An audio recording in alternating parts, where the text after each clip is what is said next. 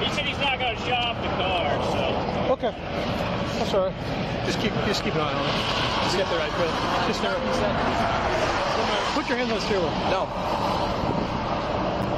What are you reaching for? Oh, whoa. Hey, Get out of the car, man. You got a gun right there. Whoa. Get out of the car. There's rights to this. Get out. There are rights to this. Do you have a concealed There are carry? rights there. Whoa. Get out. Hold up right there. It's open. My hands are up. My hands are up. No, you got This is on body cam. You have a body cam, sir? Put your hands over your eyes. Do you have a body cam? Put your hand over your eyes. Do you have a body cam, sir? Put your hands over your eyes. Yeah, you're gonna I will send this dog on you. I will shoot you Hey, if you do. don't fucking grab that gun. You have rights. Put your hand. You have rights too. You have rights too. Don't you You dare. have rights. You have rights. You Right. cannot Don't you shoot me dare. here. You This is need to be- unconstitutional.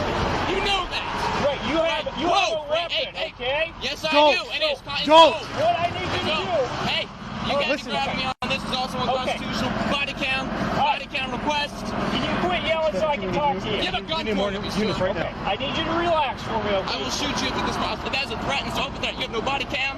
You know this. He has a My body hands are open. camera. My hands are open. Okay. My hands are open. You need to get out of the No, car I so do we not. can remove you I from do that not. weapon. You cannot. No, it is constitutionally owned. I see that. Do you have a concealed carry permit? It's not concealed. Yes, you can see the weapon. It's right there. Don't Body do cam. it. Body. Okay. What are you afraid of? Don't do it. I'm not doing anything. Do me a favor. Just please step out of the car. That's all we're asking you to Oh, do. you're asking me not to gunpoint. Yes. Yes, please. Conceal your weapons, please. No. This is how we Get out treat of each the other car. civilly. Please. This is not how we act civilly. You know Sir. this. Right eye. Right eye. You got cover? No. Just Yes, we do. don't. Just Do please. you have body cam? Please. Do you have body? Do not forcibly remove. Do me not. from- Don't. Whoa. Do it. You know Don't. that. You know that. It's not. Please. I need you to get out of the car. House.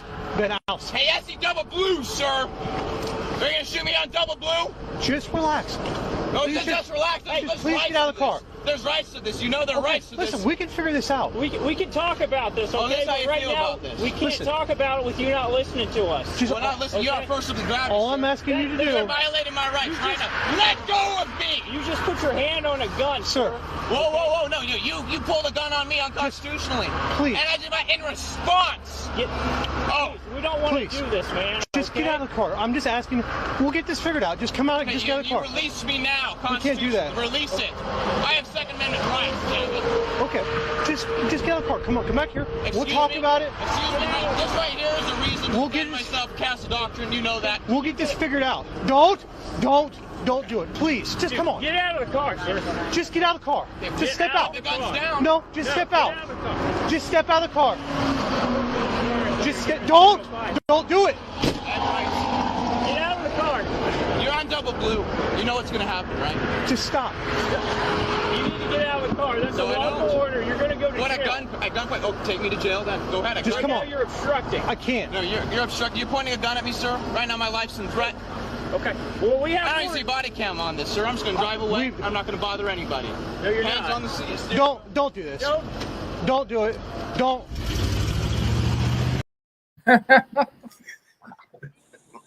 Jesus.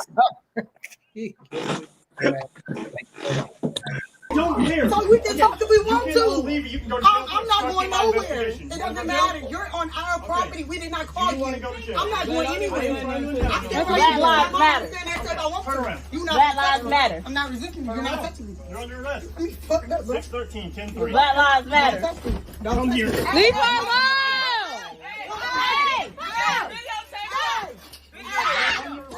You cannot make her be on the rest. Come on now.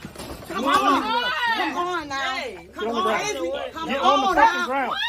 Get on the ground right now. Taser, taser. What you Turn over. Turn over right now. Put your hands behind your back. Turn over. Turn over. Put your hands behind your back. You finna get sued, sir. What's Turn your... over. Put your hands behind your back. I will tase you again. Call the police, mama. Call the police, mama. Can I please get your name? Taser deployed. Can I please Turn get over. your name? Mama, Turn can I over. please Get your name? Yeah, big difference. Oh, wow. That's crazy. It's hard to watch, man. That's hard to watch. Oh, man. It's hard to watch, man. Let's talk things that happen in Minneapolis, cop standpoint, right?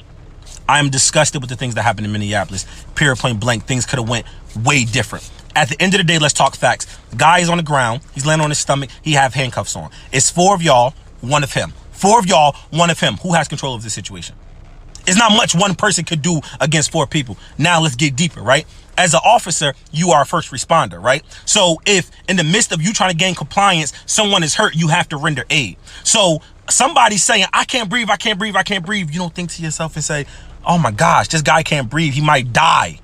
Let me render aid, right?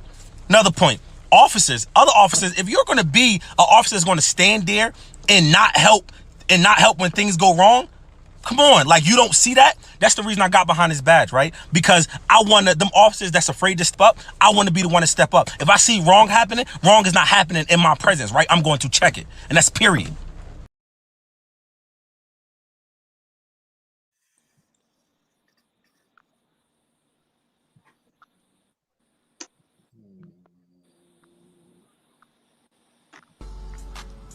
I don't. And I know it's an individual. Not every cop is fucked up. But when I hear something fucked up happen to a cop, I be like, you probably had it fucking coming. Because of motherfuckers like you. Good cops get fucked up right because of people like you. You came to the car with your gun out. For what? Do you have no conscience? You don't see what the fuck going on TV? But you don't give a fuck, right? Because I just would have been another dead black motherfucker, right? And you just would have went about your business, right? Right? Right? Let's keep it real. Let's keep it 100. I have no issue if you could just be honest, right? You just would have been like, oh, a mistake happened. Right? You'd have been able to just wake up the next day, not lose a drop of motherfucking sleep. But I'd have had 3 fucking kids. 3 kids with no dad. Dad a criminal? Nope. Dad a thug?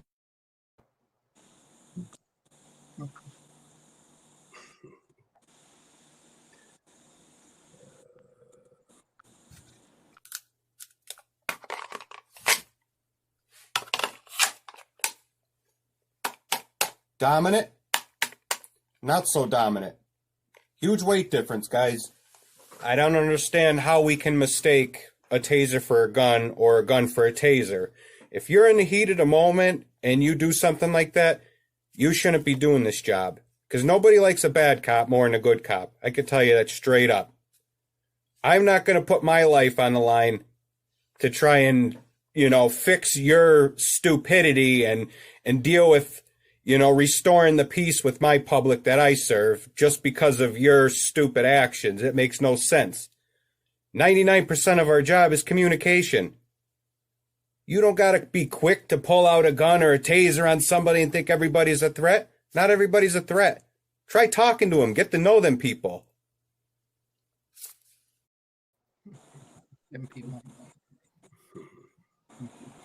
It was Freddie, Sam, Corey, Eric, Philando, Ahmad, Steven, Kenneth, Amadou, Jonathan, Christian, Terrace, Sean. Killed him a day before his wedding. Jamal killed him while he was in handcuffs. Mike killed him while he had his hands up. Kamani, Ramali, Phillip, Alton. About 3 Kevins, about 2 Jordans. John, Laquan, Bathon, Stephon, Tony, Tamir, Elijah, Antoine, Isel, Terrell, Dontre, Akai, George. For him, set the country on fire. Timothy, Patrick, Paul, Tyree, Quintonio, Darius, Jeremy, William, Anthony, Dante, Oscar, Kendrick, Keith, David, Walter, women like Sandra, Betty, Rihanna, India, Michelle, Tatiana, Tanisha, Rika, Natasha, Pamela, Janet, Megan, baby Ayana. All that we lost, your name live on. Wasn't killed by a cop, but I can't forget Trayvon. Can't forget Emmett, and all of those we lost to the beast. No justice, no peace. No peace, no peace.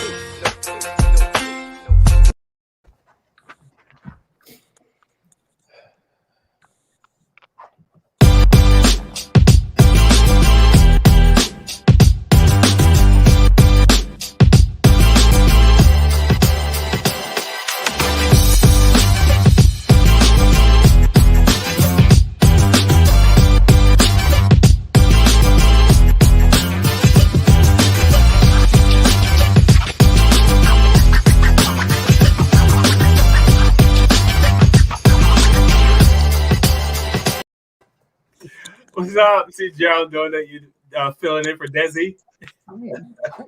Dancing for Desi. It's funny that stuff we gotta laugh at or live through and smile about it. Welcome everyone. Let's welcome back Tanya to the U.S. song. Hey, what's up, everybody? Miss, so how was your trip? How was the trip to the Royal? Awesome. My grandson's awesome. Kevin, I gave the Queen your message. Thank you. He said, "Oh, really rude of you."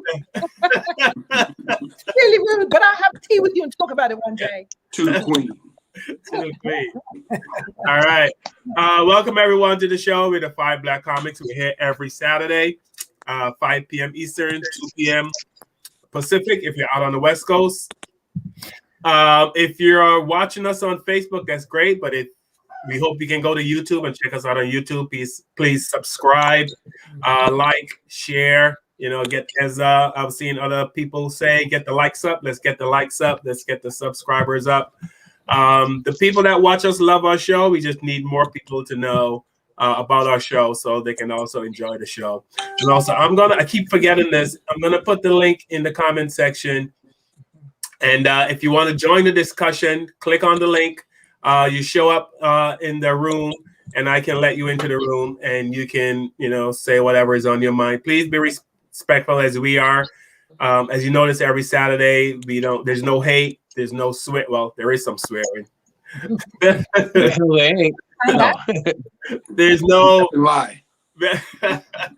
We're not angry. We're here to learn. As you can tell, we learn from both sides. Today, I was hoping to learn from the other side, but apparently the guest that we had cannot make it.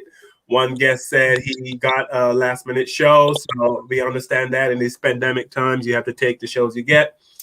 So Paul Bond is not going to be here. I've known Paul for a very long time, and I guess you will say he's a right-wing comic. Well, he's not a right-wing comic. He's a comic, and his views are, as we would say, to the right. I guess our show would be said to the left. But Paul can't be here. But I did speak to Paul at length, and I kind of got where he was coming from, which we will get into shortly.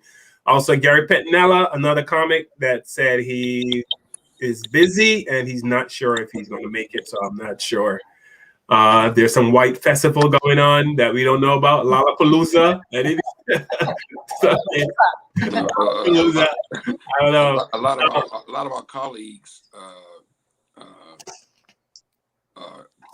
right wing, as you put it, didn't become right wing until 2016. Well, actually, you didn't see they were right wing until 2016. Right. Yes, that's what I'm saying. Yeah. But if like I said, we're here to learn. So if they are watching and they want to jump on, they're still welcome. To share their views. Also, Ty Barnett, who's a Black comic from LA. He's been on our panel several times before. He was going to be on the show today. He's definitely coming on, but he said he's going to be a little late because he's out with his wife. So he's going to be here to join us.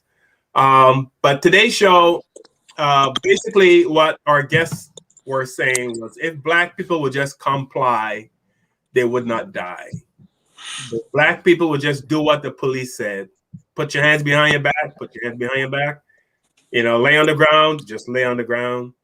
Don't talk, whatever, you know what I mean? Don't reach. If we just do everything the police said, we would not be shot by the police.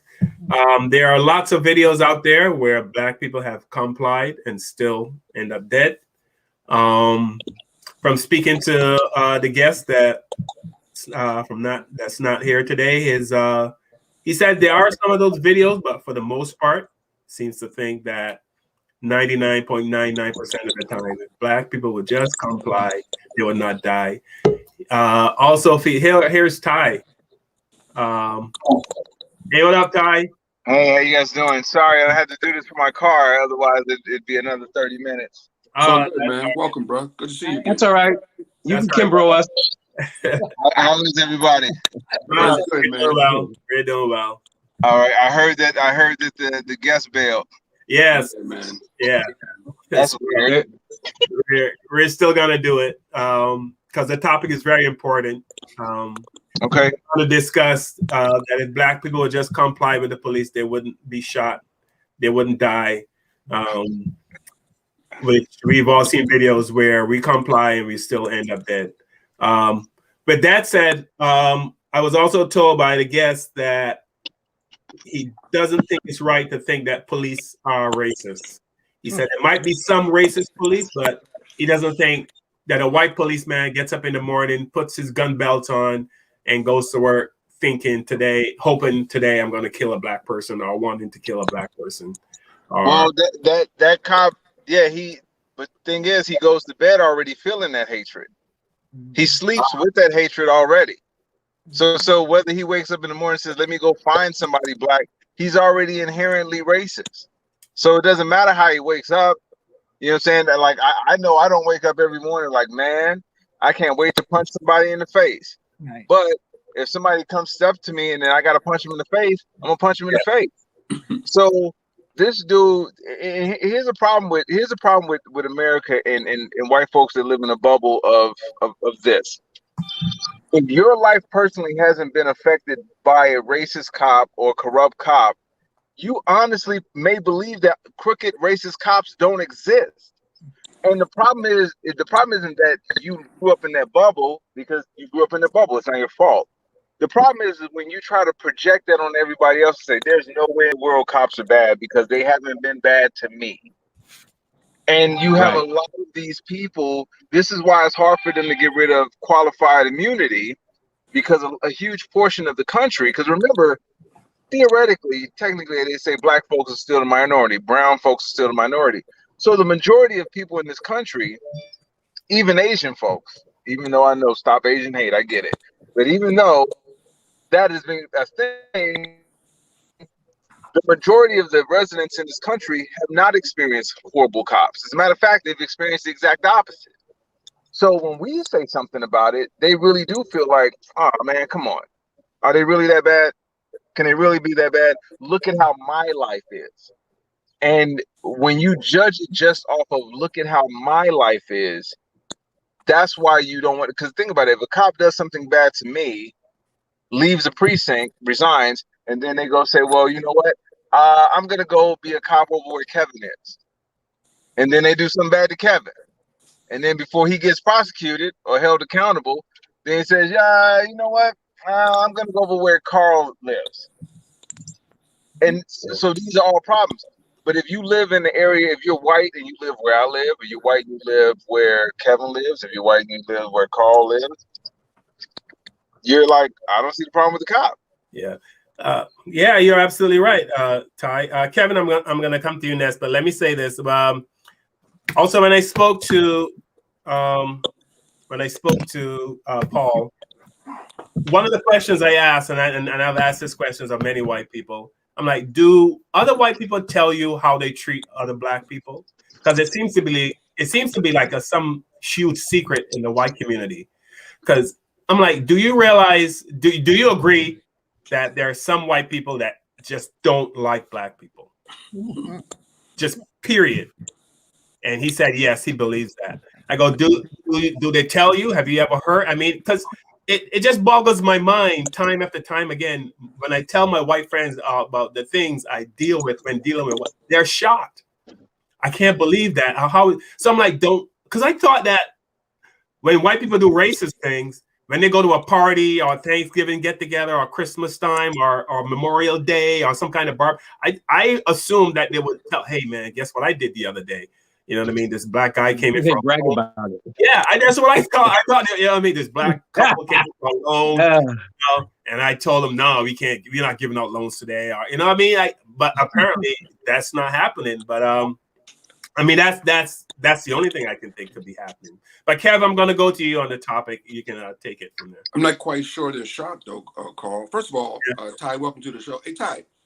Barnett, don't ever come on our show driving a Dodge Pacer, okay, man? Let's get that out in the open. Let's show off your Pacer, man. Hey, no, it's a Gremlin. It's a Gremlin. Hey, my second car was a Gremlin. Don't make fun of Gremlins. All right. Hey, man. So look, man, I'm not so sure they don't know, Carl. I mean, we know that there's white people that aren't racist. Right. But the ones who aren't racist, if they don't speak up or take action, for example, I'm in South Carolina right now. I'm performing here this week in South Carolina. You know, I've been in this state for 4 days now, 3 days, and I've seen Confederate flags in people's yards. I've seen one bumper sticker, Confederate flag on the back of somebody's car, a bumper sticker. I've seen several, more than I need to see. You know, but don't unracist white people see these Confederate flags hanging from people's yards? And you know, I passed a stand driving down here right before I got to the South Carolina state line, Myrtle Beach area. There was a trailer parked on the side of the road, and this guy had Trump bumpers, every Trump memorabilia you can think of, and Confederate flag memorabilia you can think of, all piled up together for sale.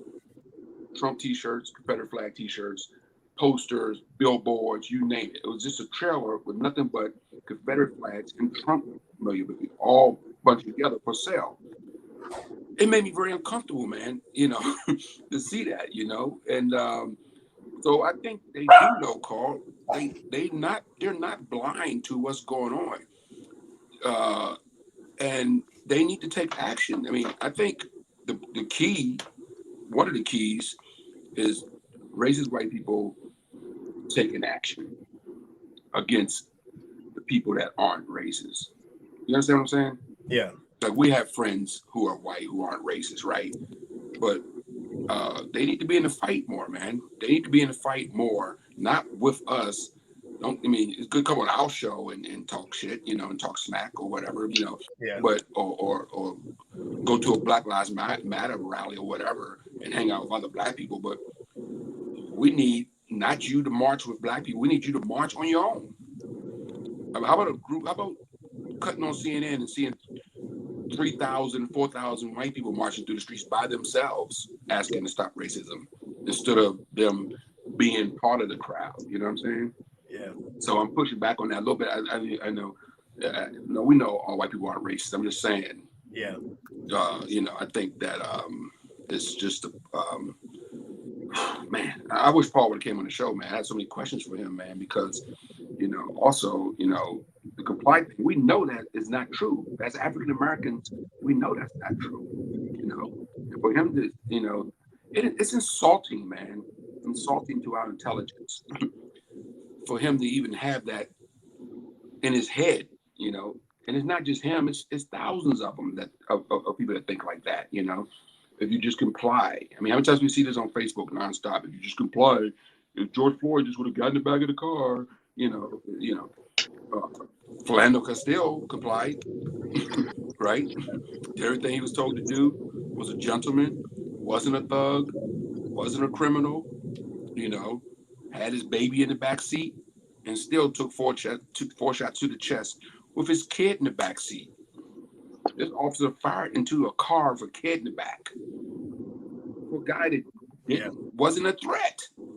So for Paul Barton to even say that, he's uneducated about what's going on in America. He's uneducated about, first of all, stats, the real stats, you know, of all the African Americans that are. I just had a stat of New Jersey has paid out like I think the number was like something like 7 million that it paid out over the last 2 years to solve cases of racial profiling lawsuits. You know, taxpayers' money. You know, that's going to pay. You know, so you know these numbers are not just, they're everywhere. You know, remember Ferguson? Obama's department did State Department did a research on Ferguson police department, and they come to find out that Ferguson was crooked as a $6 bill. They had so many cases of racial profiling and pulling people over, writing tickets and all this stuff and doing all this stuff. You know, wasn't there a cop in Texas when they found out what he was doing? They had to release like a whole bunch of people from jail, a whole bunch of black men, like a couple hundred black men. They had to dismiss all his, because he was, you know, holding evidence, and this, he was just to the black people. And here's my point, man. I'm trying to make real quickly. This didn't start this year or last year or the year before Paul Bunyan. This just, if you're watching secretly, this didn't start. This has been going on for how long? Decades. This is going on before my grandfather walked this planet. Yeah. This is going on when my grandfather's father walked this planet. Our ancestors have been dealing with police brutality and crooked police and all this stuff for years. So this is not new. I mean, we all know why police were invented to begin with, and that was to be slave catchers, So, I mean, so that mentality still exists in their heads, man, Yeah. And that boy, that clip you showed real quick, called of that guy on the porch grabbing that girl. That dude didn't look like he was over 22 years old. Oh, mad young. That was the youngest kid. This kid should not have that power. Nope, it was all ego. He should not have that power. You see his face, that boy? I bet that cop wasn't over 21 years old, 22 years old. He shouldn't have, nobody should have that power at that age. You're not even mature enough to have that power at that age. What happened is these guys, they leave these rural areas of West Virginia and Kentucky or whatever, and they join the military at 17, 18. They go in the military for 4 years, and you come out. First thing you can get is a job as a cop for $60,000 a year, and then they take you and put you in urban neighborhoods, and now you're dealing with African Americans for the first time in your life. You're going into this job, all the bias and stereotypes in your head that you've been taught, right? And now you got a badge and a gun. You're 22 years old, and your ego and the biases is all wrapped up in one. And then they take you out of Kentucky or West Virginia or some rural area where you grew up at around no black people and put you in Chocolate City, Yeah. You can see that in his face. You can see he was scared. You can see he was nervous just being around black people. Exactly. And you can tell. Guy's a cop, man. I saw it in that little clip right there that this dude, that girl, lucky she ain't dead. Yeah. Yeah. Tanya, we're coming to you next. Yeah. Your thoughts? So a lot said, but first I'm going to say I'm probably not going to be popular on this, but I've been saying it forever and I'll keep saying it. Still feel like there's some form of I want to call it Proud Boy genocide going on the force, and that's not everybody, but just the types and the places that these things are popping up in numbers. I just strongly believe it. I still haven't been able to prove it physically yet, but to me, just put it this way: since Floyd's death, there have been over 900 and something black people, I'll say, murdered, mostly men, murdered by police, and they didn't have a gun. So I'm just confused. And to me, 900 and something people. Remember, we only make up. Let's just spike it up. Say 14% of the population, and so black men make up what? 7%. Let's cut it in half. It's probably maybe a little bit lower, but let's put it 7%. Why are we the ones always getting shot? And as you saw the cops tried to get the gentleman out of the truck, and he was like, my rights and my this and that. And I mean, he just went on to all this great stuff that some of my wife friends have told me to do. Oh, if the cop pulls you over, just comply. Well, I complied and I got the shit beat out of me. I'm sorry. I'm just saying. And I've never committed a crime, by the way. You can look it up. You can fingerprint me and Mother Teresa will come up. I'm just saying. And I've gotten literally the shit beat out of me twice, actually, in 2 different states. And literally because either miscommunication, I call it, and ego. Ego is a big part. But I really believe it's genocide because, in my opinion only, 900 and something people since last March. That's just that. That's like, what's that? It was supposed to be 1 a week, but then it came up to 3 a week. And this week's been kind of quiet. I think last week was, and that's all that's reported and on camera. Imagine how many, if there was a camera and a body cam and a video tape. If there's 920 on record, I can guarantee you can quadruple those numbers. And I don't, to me, there's nothing to look at. There's nothing to even for me to discuss with anybody who I assume is a Proud Boy, because this is a Proud Boy situation. And I believe that there is an incentive to kill black men, black boys, black babies, and some women if you can't catch them too. And I still haven't been able to prove it, but everything's pointing to that. So because if you have a guy like George, whatever his name is, Chauvin, I was going to say George Floyd. If you have somebody like Chauvin on the case, and he has a history already, and you didn't do anything about this history, what is that telling me? What does that say to me? If someone's killed 15 people or shot 15 people or had 15 shady dealings, and you know about this, and you put them somewhere else, what are you telling me? You can't be telling me nothing except for you're a part of the Proud Boy Initiative. That's what you're telling me. So, in my opinion, it is of our right mind for all Black mothers and fathers to watch your children, watch your men, and figure out. That's where we got to come up with a solution for that, because they need to get rid of.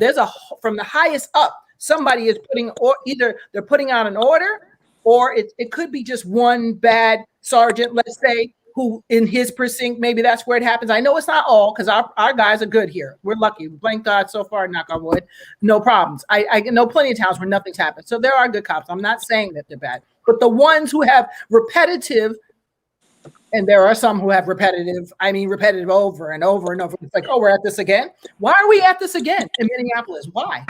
And then you mentioned this earlier.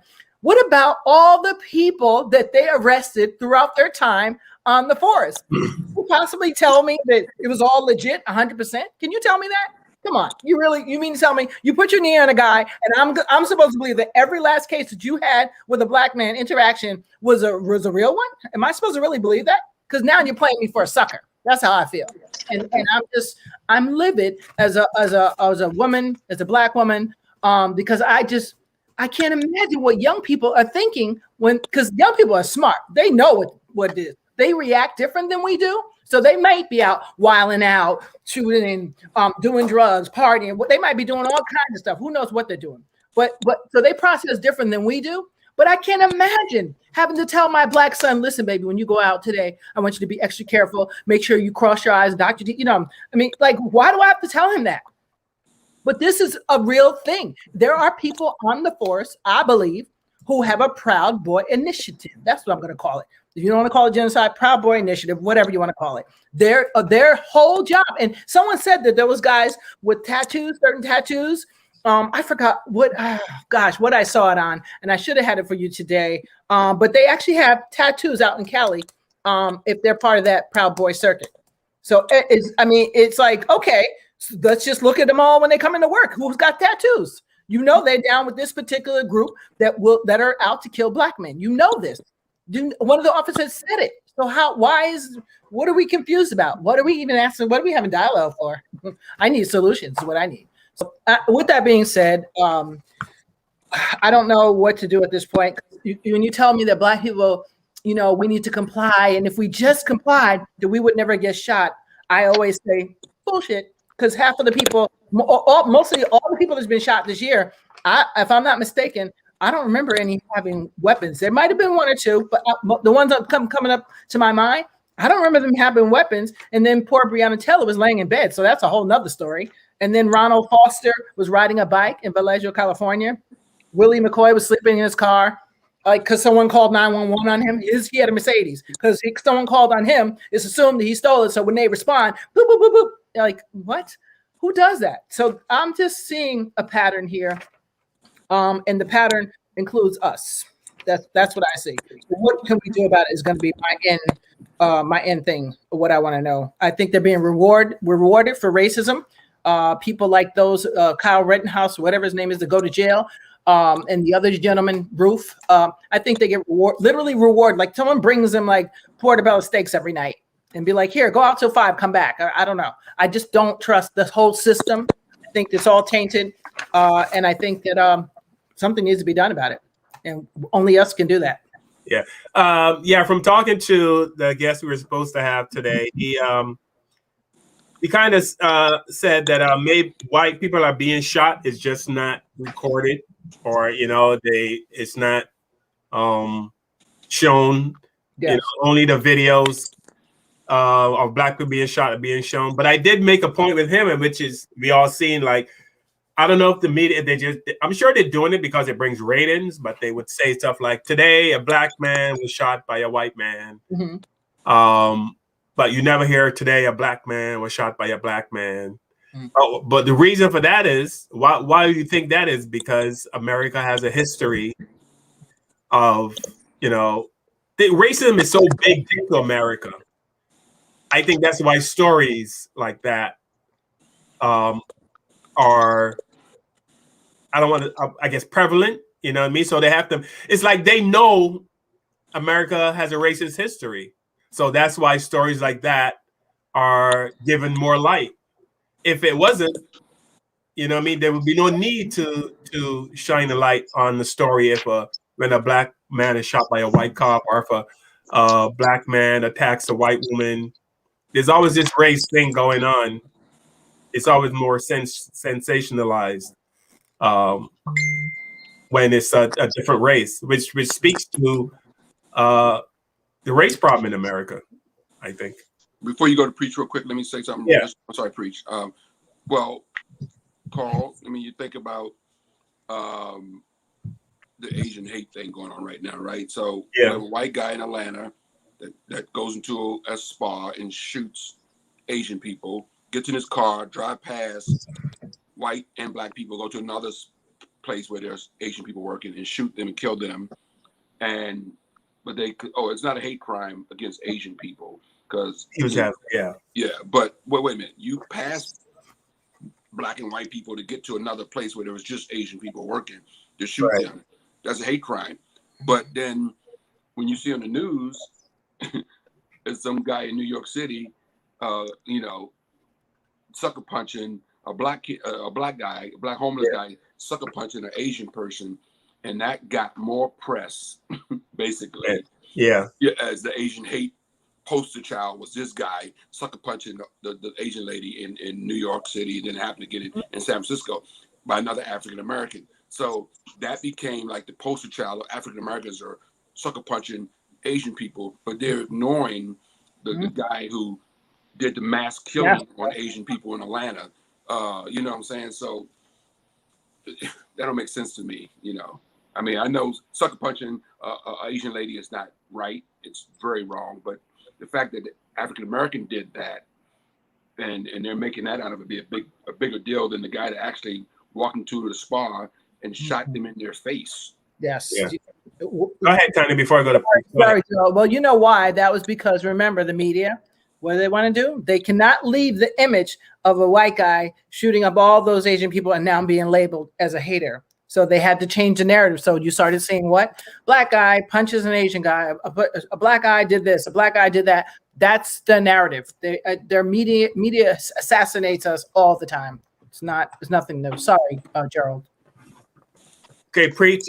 You've lived in America all your life. What percentage of America would you say, if you had to pick a number, what percentage of America you would say was racist? I'd say it's spread across the country. I'm not going to say all white people. No, based on my experience.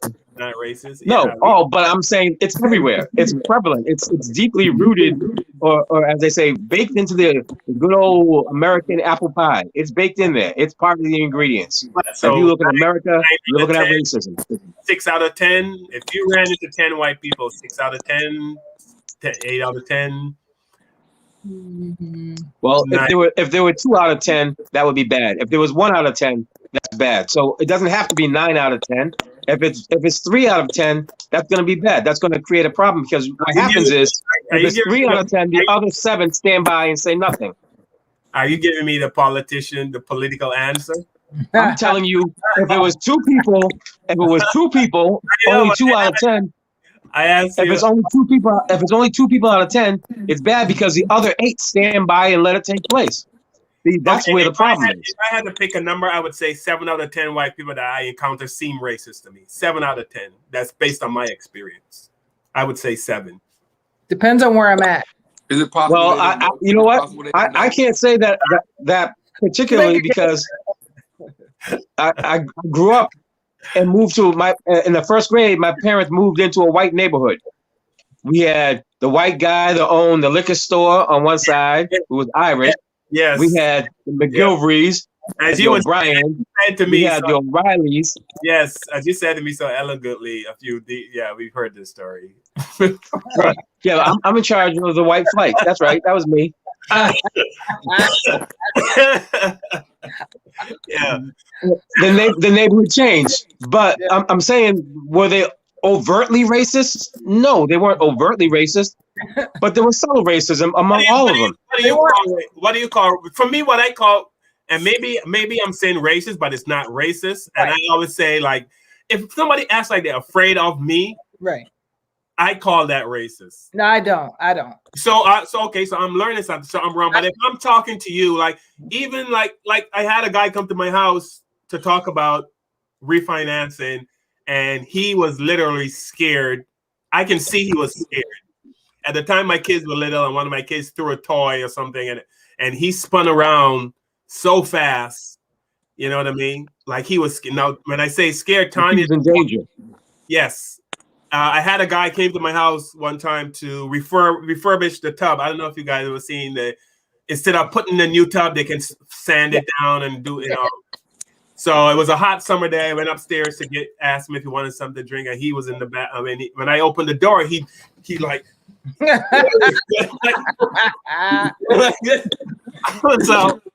I just looked at him like, "What? I'm sorry, Master. I'm gonna yeah, you know what I mean? Which means while I'm down, he's up there thinking that I'm gonna come get him. Right. You know what I mean? That me, because the way he reacted when I opened the door, I was like, "What?" You know what I mean? So it's called guilt, man. There you go. It is guilt, but also that's that subtle racism. That's the racism that I'm talking about. It's so inbred in him, like I say, baked in. Is that racist? No, I don't call that. Let me tell you why. Just, and I'll let you go right back, Gerald. Because when I say racist, when I call you a racist, you can just get off my radar, because that means to me that you are a person that will do everything you can in your power to make sure I don't work, I don't eat, that my kids have a hard time when they go somewhere, that I'll have a hard time, that I can't even, you know, and no matter what I do, you always blocking me. That's called. And most importantly, if you had the opportunity and someone said, listen, you can go hang out in the woods right now, nobody ever say nothing, they would do it. That's when I call you a racist, that's how I'm getting down. When I call you prejudiced, now we could talk, now we're talking, you know, or stereotyping me. That's what that guy was doing for you. He was stereotyping / guilt, because he was probably raised with certain values or saw and heard certain things about us that made him. But see, that's guilt. I think it's racist and guilt. I think it's racist too. I think he's racist, and he was probably up to some no good, and you busted him. He's probably taking a piss at the bottom of your tub. He was like, I'm not. Here's my point. That's a good one. I didn't think of that. Wow. Carl. Go ahead, preach. Go ahead. Preach. I'm sorry. It's preach. Go ahead. No, go ahead, Kev. I was just making my point, Carl, that you weren't afraid of him, right? No.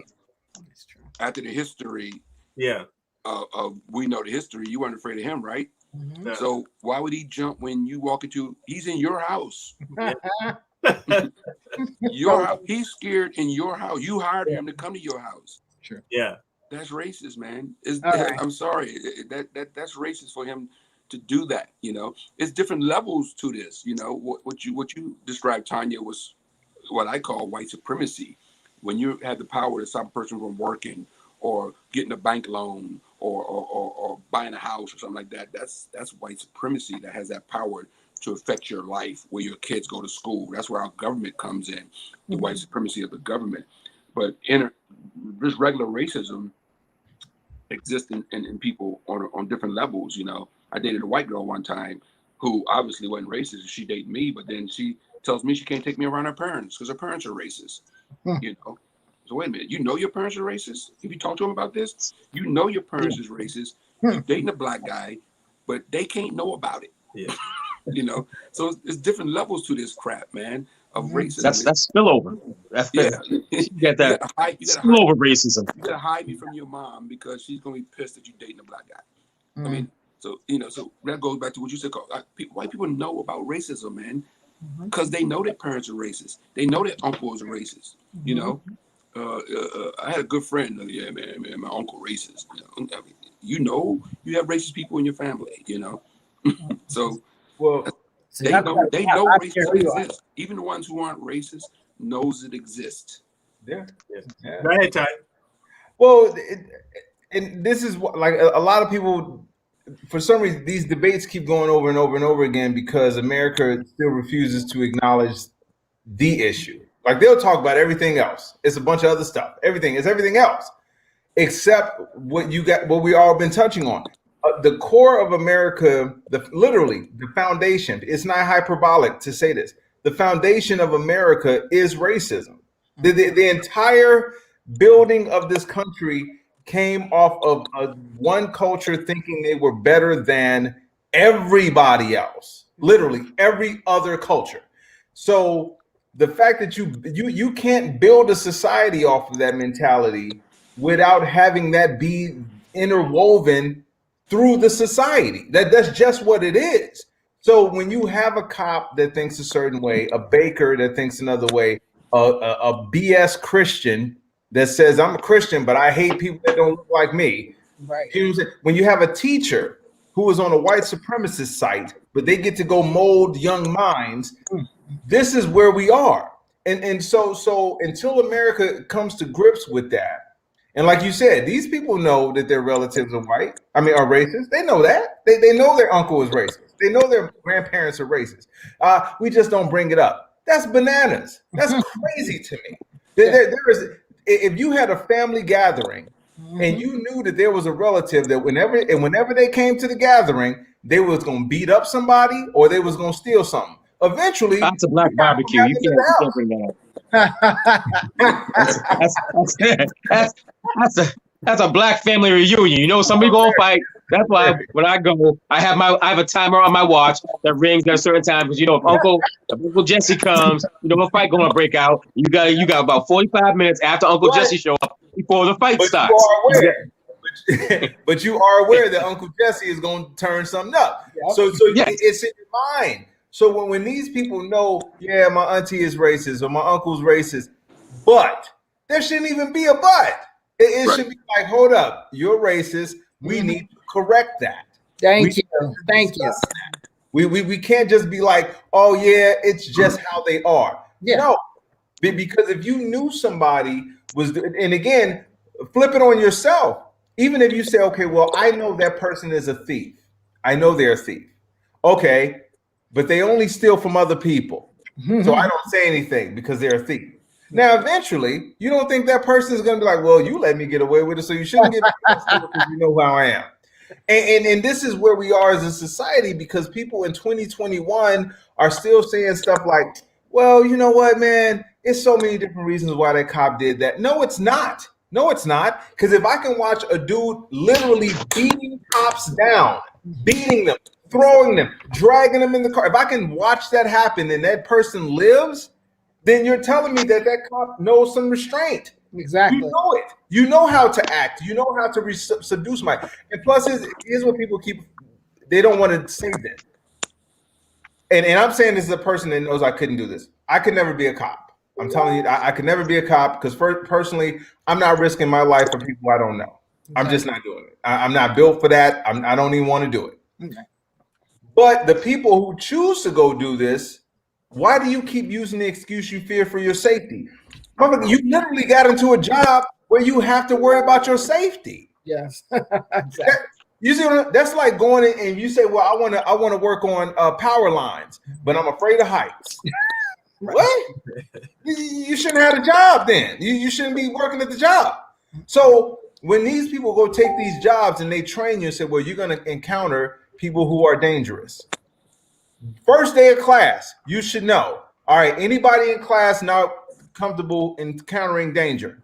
You guys, all right, everybody leave. But when you stay, you say, I am willing to put my life on the line for black people, brown people, white people, Asian people, Hispanic people, gay people, trans people, all of these people. You can't say, well, I'm only going to treat these people like this. Then you shouldn't be a cop.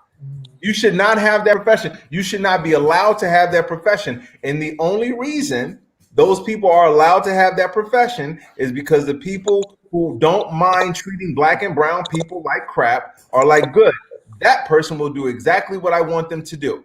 Here's what bothers me. Here's what I don't understand about America. How many hundreds of years black and white people, how we've been living together? You're telling me in 2021 there's still white people that see black people as other or see black people as those people? Yes. You know what I mean? Absolutely. 2021. Absolutely. You're telling me, because I've heard white people say, well, my friend, you know, he didn't grow up around black people. Jesus freaking really? I mean, but here's the kicker. See, like Ty says, like before I said, when he says it's ingrained, I said it's baked into that good old American apple pie. It's part of it. You can't pull it out of it. You can't pull it out. Originally, when people got here, the people that were in charge were the rich white landowners, not the poor white people, not the women. Rich white landowners. Those are the people that had all the power. See, and they want to keep it that way. See, when you talk about the 1%ers, those would have been the 1%ers at that time.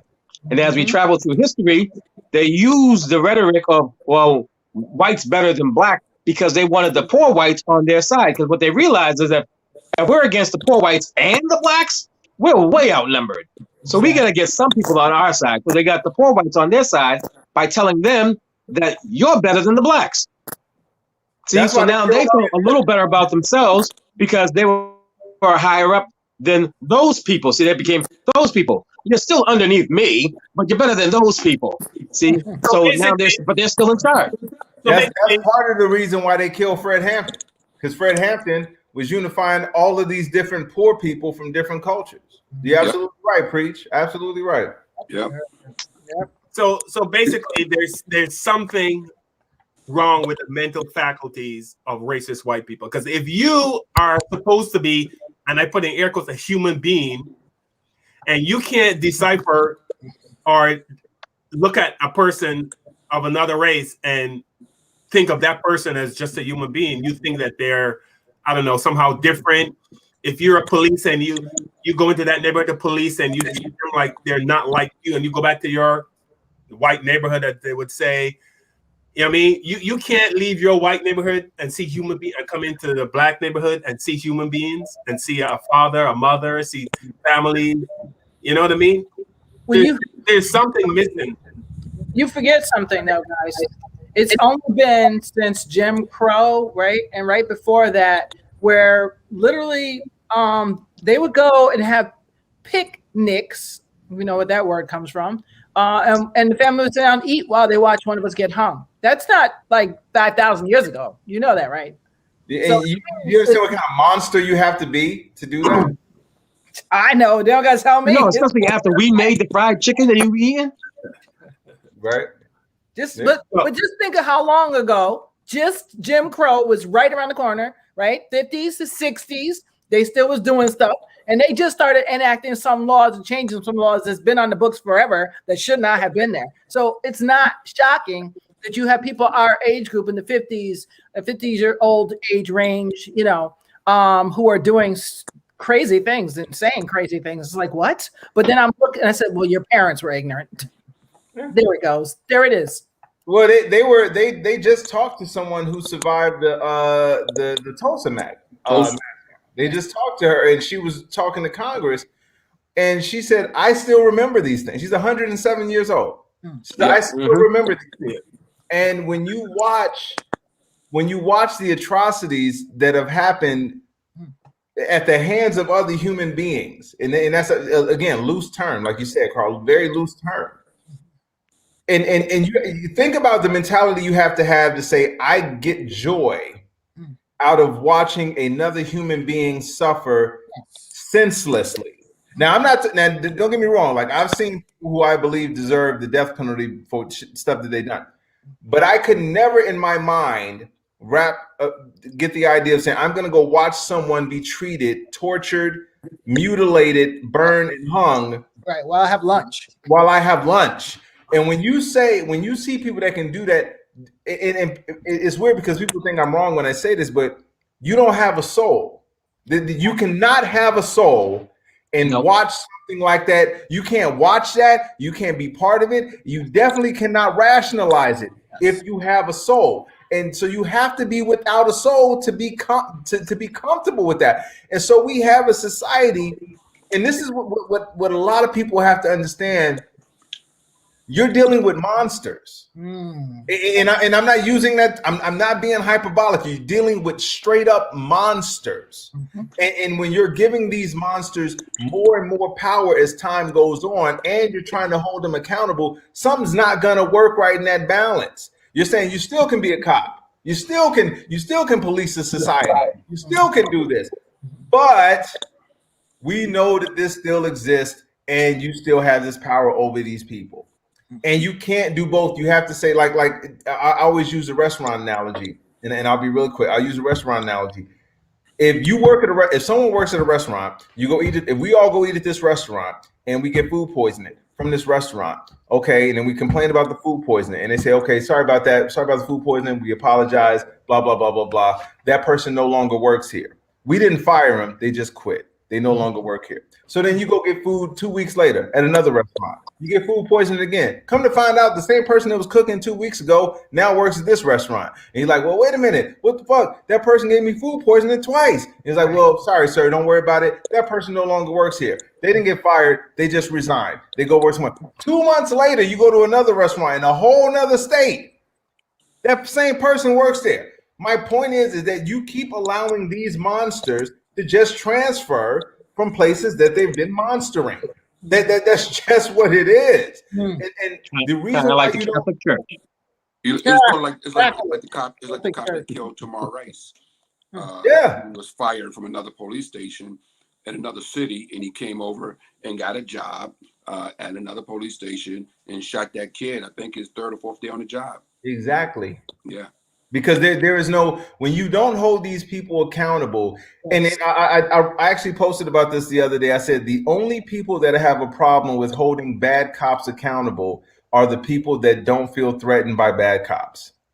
Right. Those are the only people that don't have a problem with it. There is not one single person that I know that has had an issue in any way, shape, or form and says, nah, I'm cool with them not being held accountable for fucking up.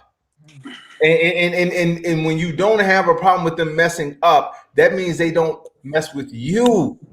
And when they don't mess with you, there's a problem in the system because they don't target you. And the people who, and what white folks tend to do is they confuse the issue and they say, well, I'm not racist. I didn't hang anyone. So I shouldn't have to suffer for it. We're not saying you should suffer for it, but what you shouldn't do is act like it doesn't happen to other people.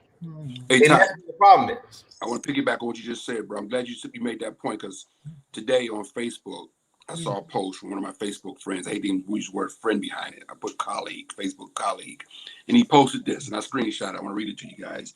He posted just what you just said, bro. He says, he put this post up because he's a right-wing nut. He says, if you think the children of illegal immigrants shouldn't be penalized for their crimes of their parents, but you think all white people need to accept blame for what someone did 200 years ago, you must be a Democrat. What?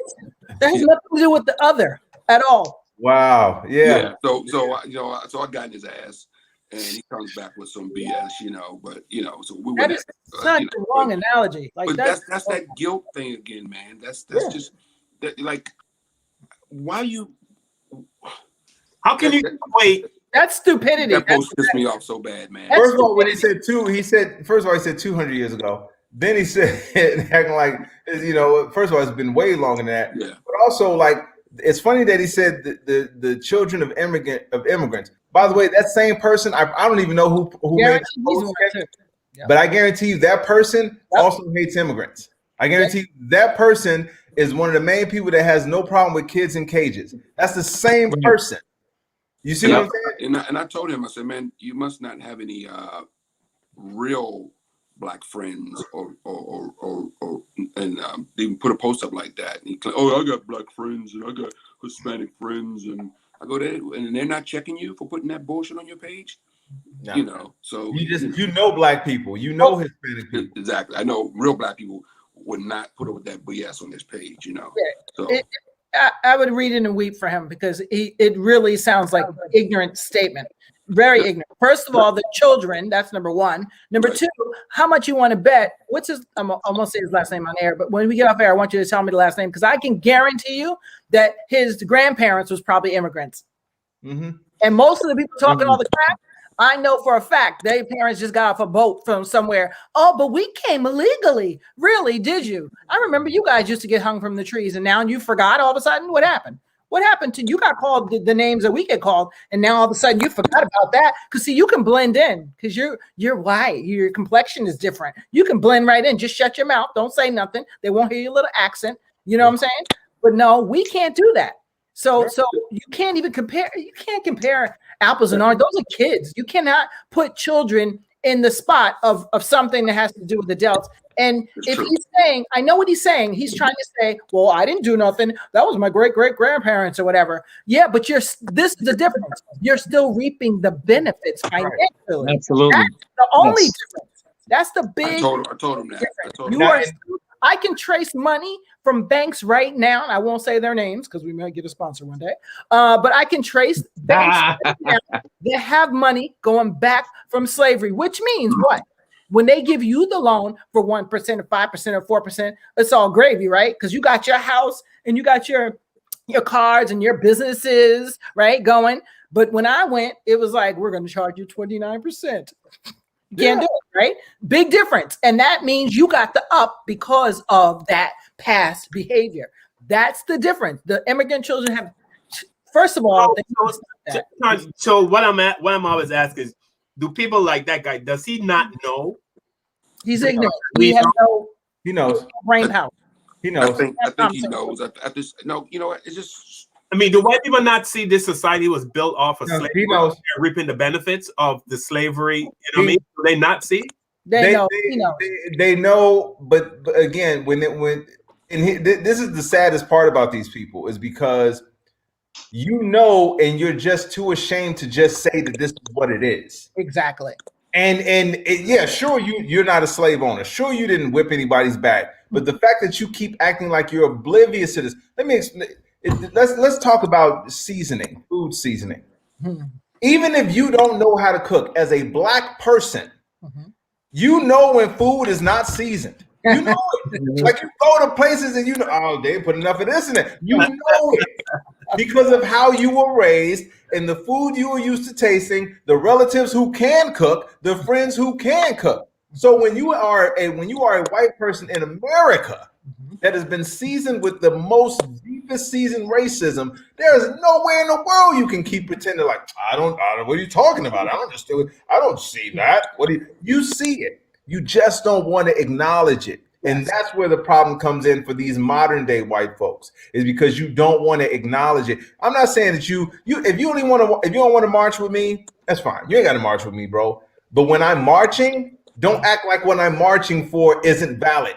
Right. That's where the problem comes in. You ain't got to be there with me. Sure, you don't want to do it because it's going to piss off your uncle or your mom or your dad or whatever. Sure.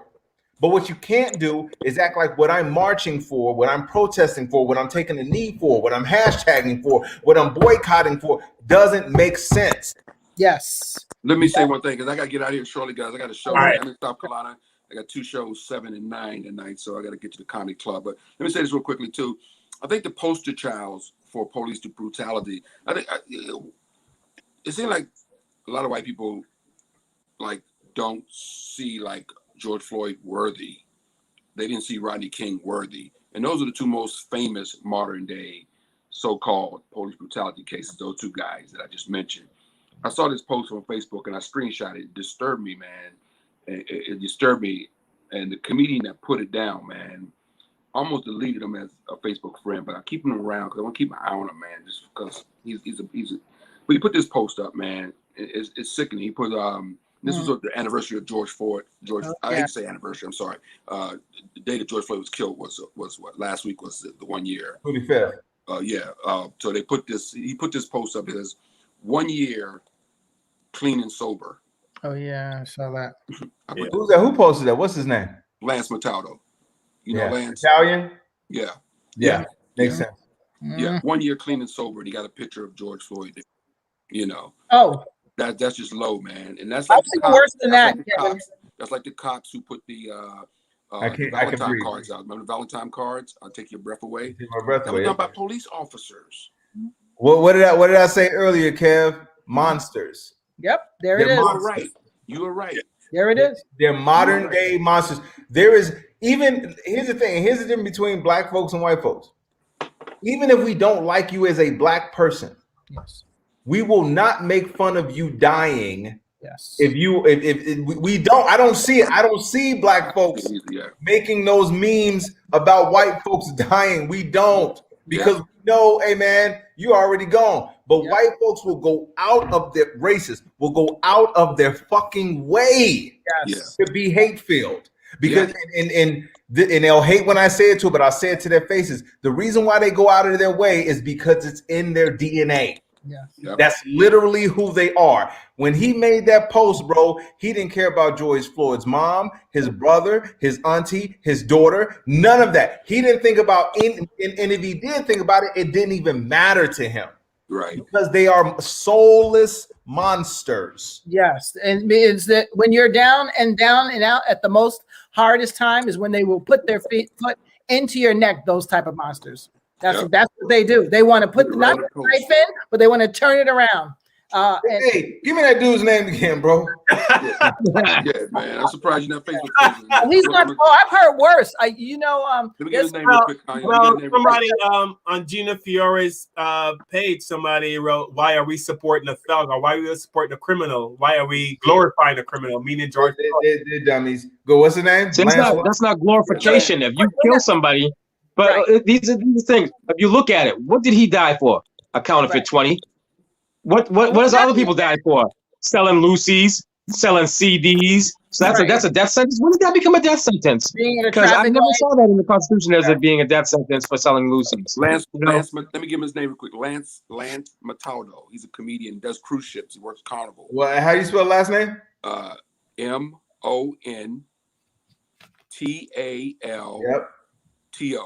That's not even the worst of it. It's here's the thing that they don't get, and this is how I really believe you when you say that some people that do this type of behavior, they just don't have souls, and I can prove it because there's no way that you could. I don't know. I just can't. It's mind-boggling to me. There's no way that you can. Who is it? There's two comedians in Westchester. When George Floyd died, they put up a picture of him. I mean, it was horrible. You don't even want to know it. They did a reenactment of their funny version. And one of the comics was like, "Yo, man, really? Like, it's too early." Aaron Berg was telling him it's too early to the other guy, his friend. I forgot the guy's name, but he was like, "No, it's not. Fuck it. I can say what I want because I'm a comedian." And everyone was like, "No, that's not even appropriate. It's not even funny." But so people have done worse than what you've shown, Kevin. I've seen way worse. For someone to be able to, stick it in even more, that just tells you there is no soul involved. There's no soul because, like you said, black people. When I see, even if it was I don't even make memes about the KKK and Hitler. Like I make jokes about them, but I don't make. We don't really go in like we could really still be going. I mean, we got jokes forever on them, forever, but we don't even do that. You know what I'm saying? It's O.J. Simpson and Bill Cosby. I'll use those two examples, man. When those two guys pass away, you will see more freaking hate memes on Facebook aimed at those two guys than you will see aimed at Bin Laden. That's when you have had a society, when you've had a society that has literally raised people to look at us as 3/5 of a person. Mm-hmm. Yep. When you've had that happen, there's no excuses for these people at all. But when you've had that indoctrination for centuries, we're not even. Imagine when you go to a hotel. You stay at a nice hotel for like a week. It's a resort. It's fucking amazing. Like the bed looks nice. The staff service is great. The food is free. The alcohol. Like just a week of getting treated like that is hard for you to go back to regular life. Imagine centuries of being told that you are the best and that you deserve the best. Only you can have the best. Only you are the chosen people. And then someone comes along and says, because here's what they refuse to understand. And every time I get a chance to say this to them, I will say this to them. There is absolutely zero about these people that make them better than anybody else. Zero. And this is what they have a hard time accepting. They're not faster. They're not stronger. They're not smarter. They're not more sympathetic. They're not more emotionally equipped. They're definitely not emotionally stronger because they haven't gone through a fraction of the shit that we've gone through. So there is the only thing better about these people is the bullshit they tell each other. That's it. That is literally the only thing about them. Their skin is not better. That's why they're so fucking envious of us. You ever see somebody come up and say, oh my God, you look like you're 12. That's really how does that happen? You know what I'm saying? They hate it. And one of the things, and I know you gotta go, Kev, but here's one of the things they refuse to admit. One of the things they hate about Black folks is one of the things that they are a part of creating is our resilience. They hate it. Yes. Yep. They absolutely despise it. They're like, we beat them, we enslaved them, we separated them, we told them they couldn't read, we told them they couldn't have money, we told them they couldn't do this. We've literally killed them, and they're still here because these are the same people that when they were losing money on Wall Street, they jump out the building after a half hour. Yep. These are the same people that can't take putting on a mask. They are the weakest culture in the fucking world. Amen. Hey, Ty, I appreciate you, brother. Thanks for being a part of the show. We got to have you back real soon. All right, Kev, rock them tonight, man. You rock, All man. right, Kevin. Good luck tonight, Kevin. Tanya, go get him, bro. Yeah. Get him. Be safe out there, man. I'm about to go, about to go rock this stage, baby. Yes. You know how it is. Peace, Kev. I'll see y'all Tuesday night. All right, guys? Yeah, Tuesday. Yeah. Peace and love, everybody. All right, Take care, brother. Ty. Yeah. I'm out. All right. Yeah. Bye, Kev. Bye.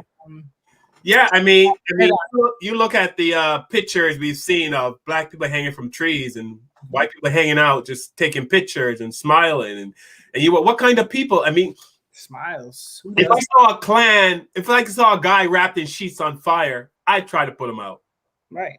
You know what I mean? Because it's still a person. The most racist person, I could not watch them be tortured. Right. No, and I've been put to the test where a situation happened and I stepped in risking my freaking life and it still didn't even, it's like, really, can I get a thank you? But that's because I have a soul. You know what I'm saying? I know I have a soul because I've been put to the test several times, but some people, they don't have it. And I think, you know what it is about not having a soul?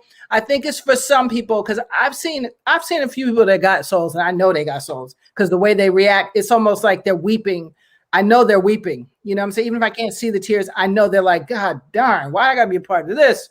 You know what I'm saying? So they're doing things to take action. And, so if they have a company, then or they a banker, then they're not gonna put all those stringent rules on, for the loans. They're gonna do the due justice or whatever they have to do to make sure that they do the right thing.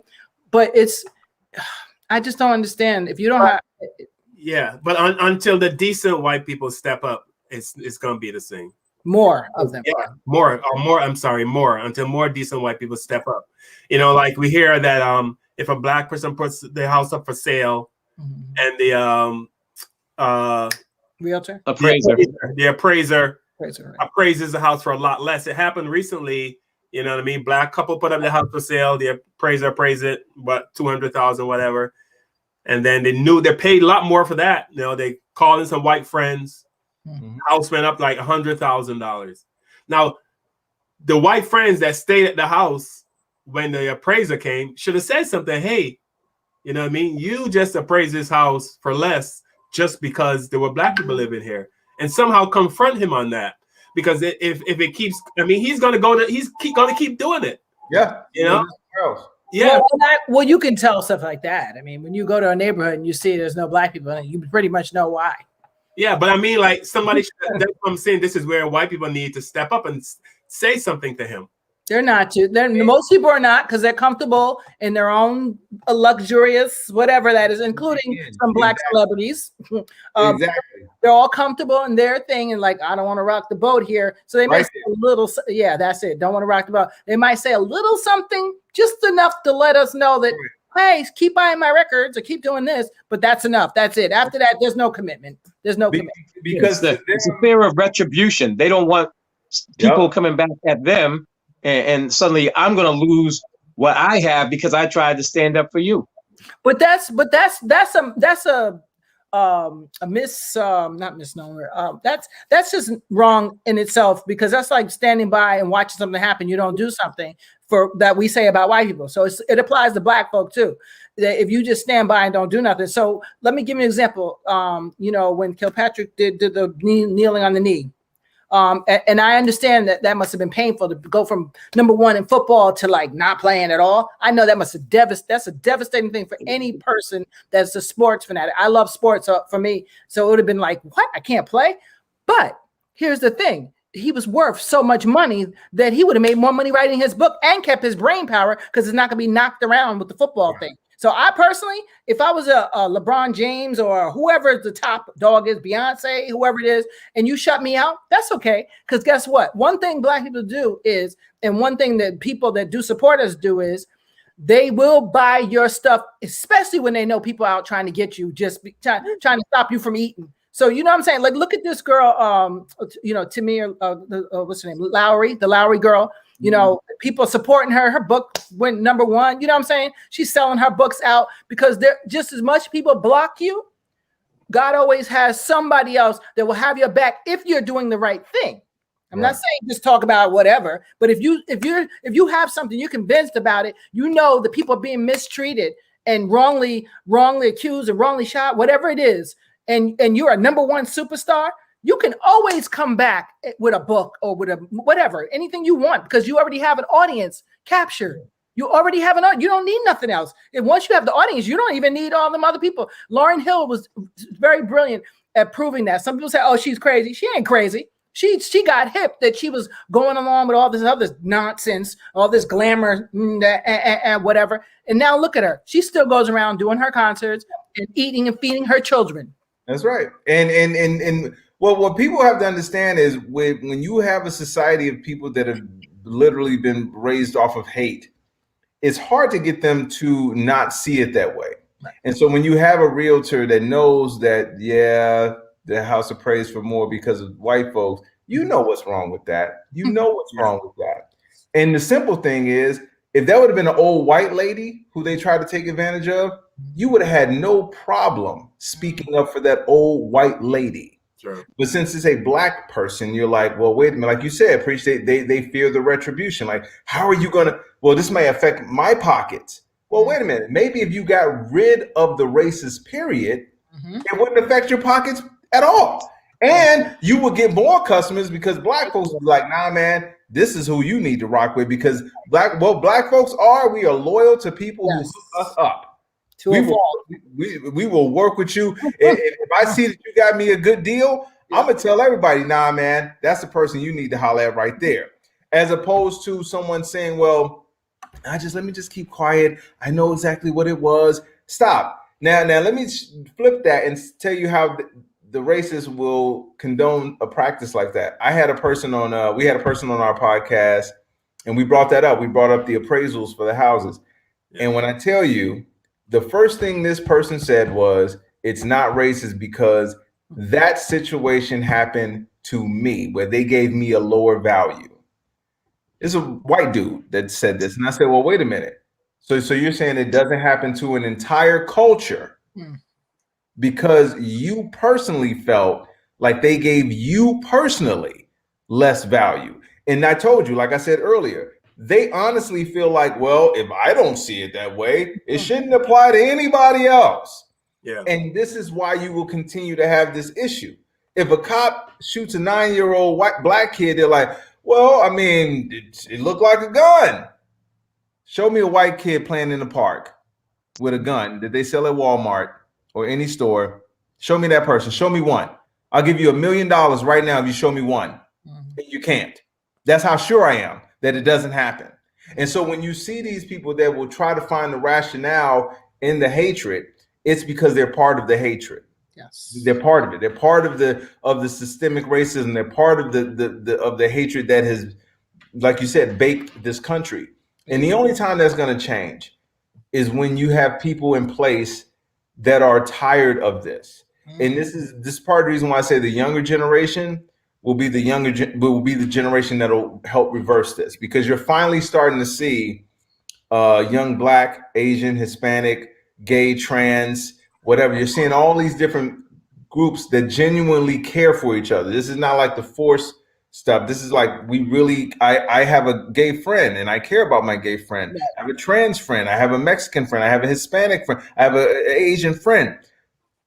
This is why you see a lot of these lawmakers making these hard voting right laws, because now they're saying, oh shit, these people are together, and they're going to vote out our old way of thinking. Yep. So they're going to vote on your old self too.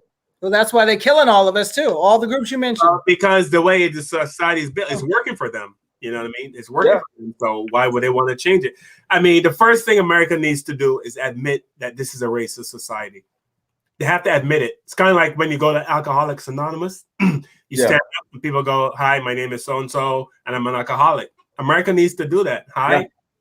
We have a racist society. Our society was built on racism. We built most of the country off of free labor, slavery. That's why we became the most powerful country in the world, because we had free labor, and go from there. But if you have like Mitch McConnell and I mean all the top politicians in America, well, that's because they own slaves. If you have them, if you have them, that's because we probably had some. Exactly. You have them saying that we don't know what racism. There's no racism. But even Vice President Kamala Harris, she said America's not a racist society. Well, here now, of course not. The thing about what she said, because I know a lot of people, a lot of Black people jumped on that. Yeah. The difference between what she said, Biden said, and Tim Scott said. Yeah. Tim Scott said, America is not a racist country. Full stop. That's it. It's not a racist country. Matter of fact, look at what we've done to show you that we're not racist. Whereas opposed to Kamala Harris and Joe Biden have said, I don't think this is a racist country, but you cannot ignore what has happened in this country and what continues to happen. Okay. Those are two different statements. And don't get me wrong, me personally, as you can tell by what I've said on the show, I won't say that America's not racist. I'm gonna tell you it's racist as hell. But I understand why they said what they said, because if you're going to look at America, yes, the foundation of America, it is racist. Yes. And it continues to practice that. Where Tim Scott messed up was to say that it's not racist and look at where we've come from. No. They said, look, it's America. Yeah, it may not be what it was before, but we still have racism going on and we still have practices going. Yeah. Biden is actually the first president to actually use the word systemic racism. Like he's the first one. And I'm saying this as a person that I'm not saying Biden is the end all be all. I'm just saying this is the first president you've heard in modern history say America has a systemic racism problem. Yeah. I mean, isn't it? I think Malcolm X said, if you put a knife 9 inches in my back and pull it out 6 inches, you know what I mean? That's not progress. That's not progress.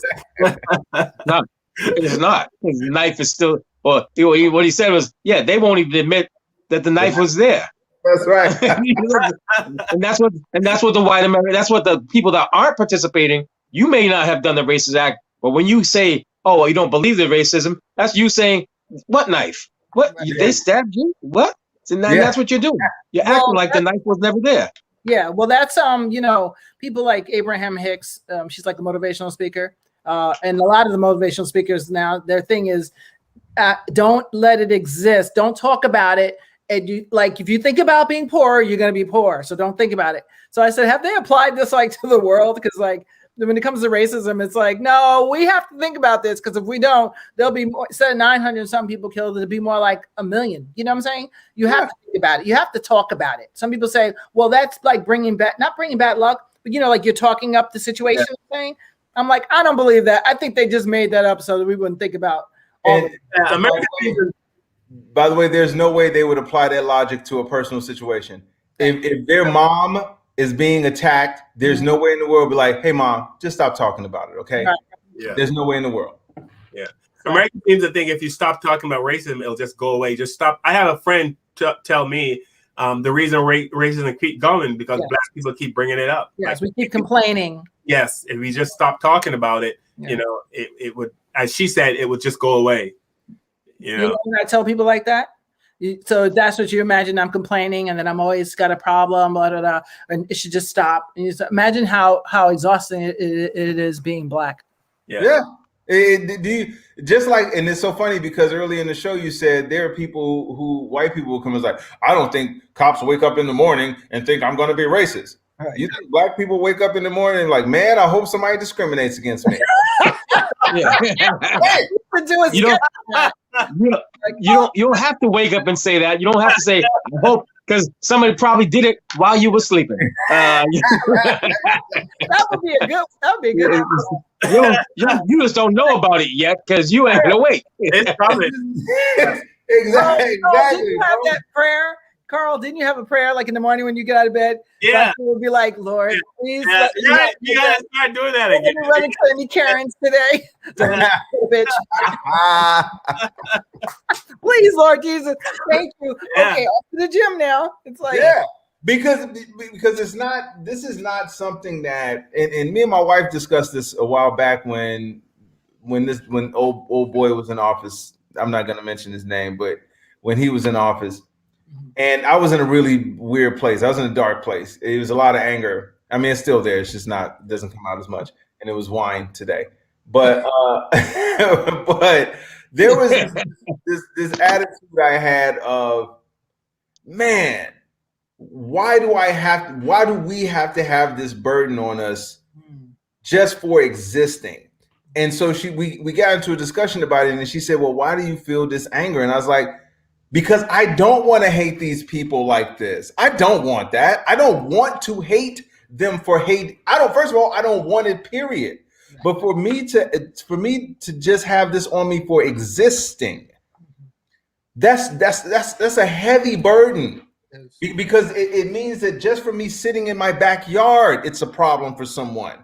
Me walking my dog, it's a problem for someone. Me standing in line at a grocery store is a problem for someone. And I'm like, why? Because I see you as a regular person. But why am I not giving that same consideration? And when you look at a Philando Castile, like the first thing I thought about, Carl, when you asked me about the show, was Philando Castile. I'm like, he got pulled over. He told the cop, I have a gun. I'm legalized to have the gun. The cop says, well, show me the gun. He goes and gets ready to show the gun. The cop shoots him. Well, he complied. You told him to get the gun. He went to get the gun. And first of all, and this is the mentality of monsters. Well, he could have done something. You think that dude was going to put his child in jeopardy? His kid's in the back. But they think that we are the savages. Yeah. So to them, they can rationalize anything that happens to us. I've seen people say with Tamir Rice, well, why was he playing with a gun? And I'm sorry, and I know I don't want to get too with the foul words, but what is your fucking problem? He's a child playing with a gun that he bought at a store. You mean tell me he can't play with a toy gun in the park? But to them, he's not a child. He's a black child. So when we have that burden on us and we grow up with that, and we have to walk around every day with this weight every single day, and we still got to act like it's not that, we got to act like everything is okay. Yep. On one end, it makes us stronger, but the other end, it's mad PTSD. Oh yeah. Yeah, I mean, I walk the street if I find, and I still do it to this day. It just comes instinct. If I'm walking behind a white woman, I stop. I literally stop and let her, because I can feel the fear coming off of her. Yeah, I do it too, and I'm a woman. Well, that's because you see the shit. You know, so I stop, let them walk ahead, because I can see them trying to look back, and I can see the nerve. And I'm like, what if a cop drives by and sees her looking nervous and sees me walking behind her? Mm-hmm. You know what I mean? Even though I'm just a couple paces behind her, I'm not, you know what I mean? I can silently, let me just stop. I'm interrupting my day where I'm going. For you. Comfortable. Right. You feel me? And that's just dead ass wrong. Yeah. And you can see, like you said, you can see the fear you know, dropping it out of her pants, landing on the ground, get up the place. But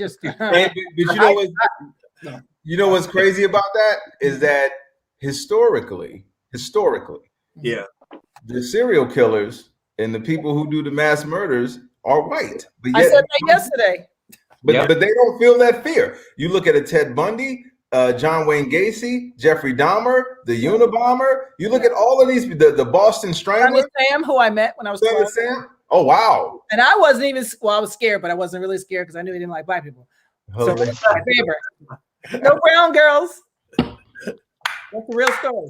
Real story. So but and this is why I say it still comes back to racism, because if you say, well, okay, well, why do you have this fear of black people? Well, because they're killers. Okay, well, let me show you this killer. Let me show you this killer. Let me show you this killer. And if I show you all these white killers and not one time do you draw a conclusion of a pattern, then that tells me that it's just about the skin color. Because I can show you way more dangerous white folks than I can show. Even when you talk about white collar crime, Bernie Madoff. Bernie Madoff has the record for stealing the most amount of money from white folks. And you got to do with a $20 bill? Come on, man. Exactly. Yeah. And then Michael Milken. Wow. Wow. Yeah, we're gonna wrap it up. I mean, I don't know if there's a solution. There is. Yes. Yeah. There is a solution. Yeah. And all right, go ahead. I'll let you go ahead. I won't keep you long. I'm sorry, but there is a solution. The solution, like you said before, it has to be acknowledging it. Like you said in the AA meeting, first comes the acknowledgement. America has a racist problem. Yeah. Secondly comes the acknowledgement of the suffering of the people that you've oppressed. That's those two things. Those two first things happen, then we can move forward, because until you do those two things, it is always going to be the what if, or is it really that? So there's a solution. It starts with the accepting accountability. Accountability, yes, absolutely. Yeah. And when, by the way, when we get our reparations, I want free therapy in it included. That's right. Psychotherapy. Because I've always said, and Ty, this is one thing I don't understand is, like, we have seen videos of white people killing black people, videos literally of being. We have seen the film. I mean, the pictures of black people hanging from trees. You know what I mean? We had an incident where a black guy was drugged behind a car till his head came off. It's all these atrocities we have seen and dealt with. But we still walk among white people today without any fear.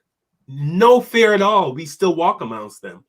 Mm-hmm. You know, but somebody told Uncle Joe that a black guy just robbed the store 2 years ago, or robbed the store 2 years ago, and now all of a sudden every black guy is a you know what I mean? And everybody, all the white people, are afraid. Oh, here comes but we have documentation of you murdering us. Yeah, go ahead.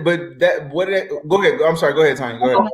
I was gonna say, when I go into the store now, though, I will say this: when the gentleman, not gentleman, he's not a gentleman, the guy with the bad haircut, the bowl haircut, when he went into the church, Dylan Roof.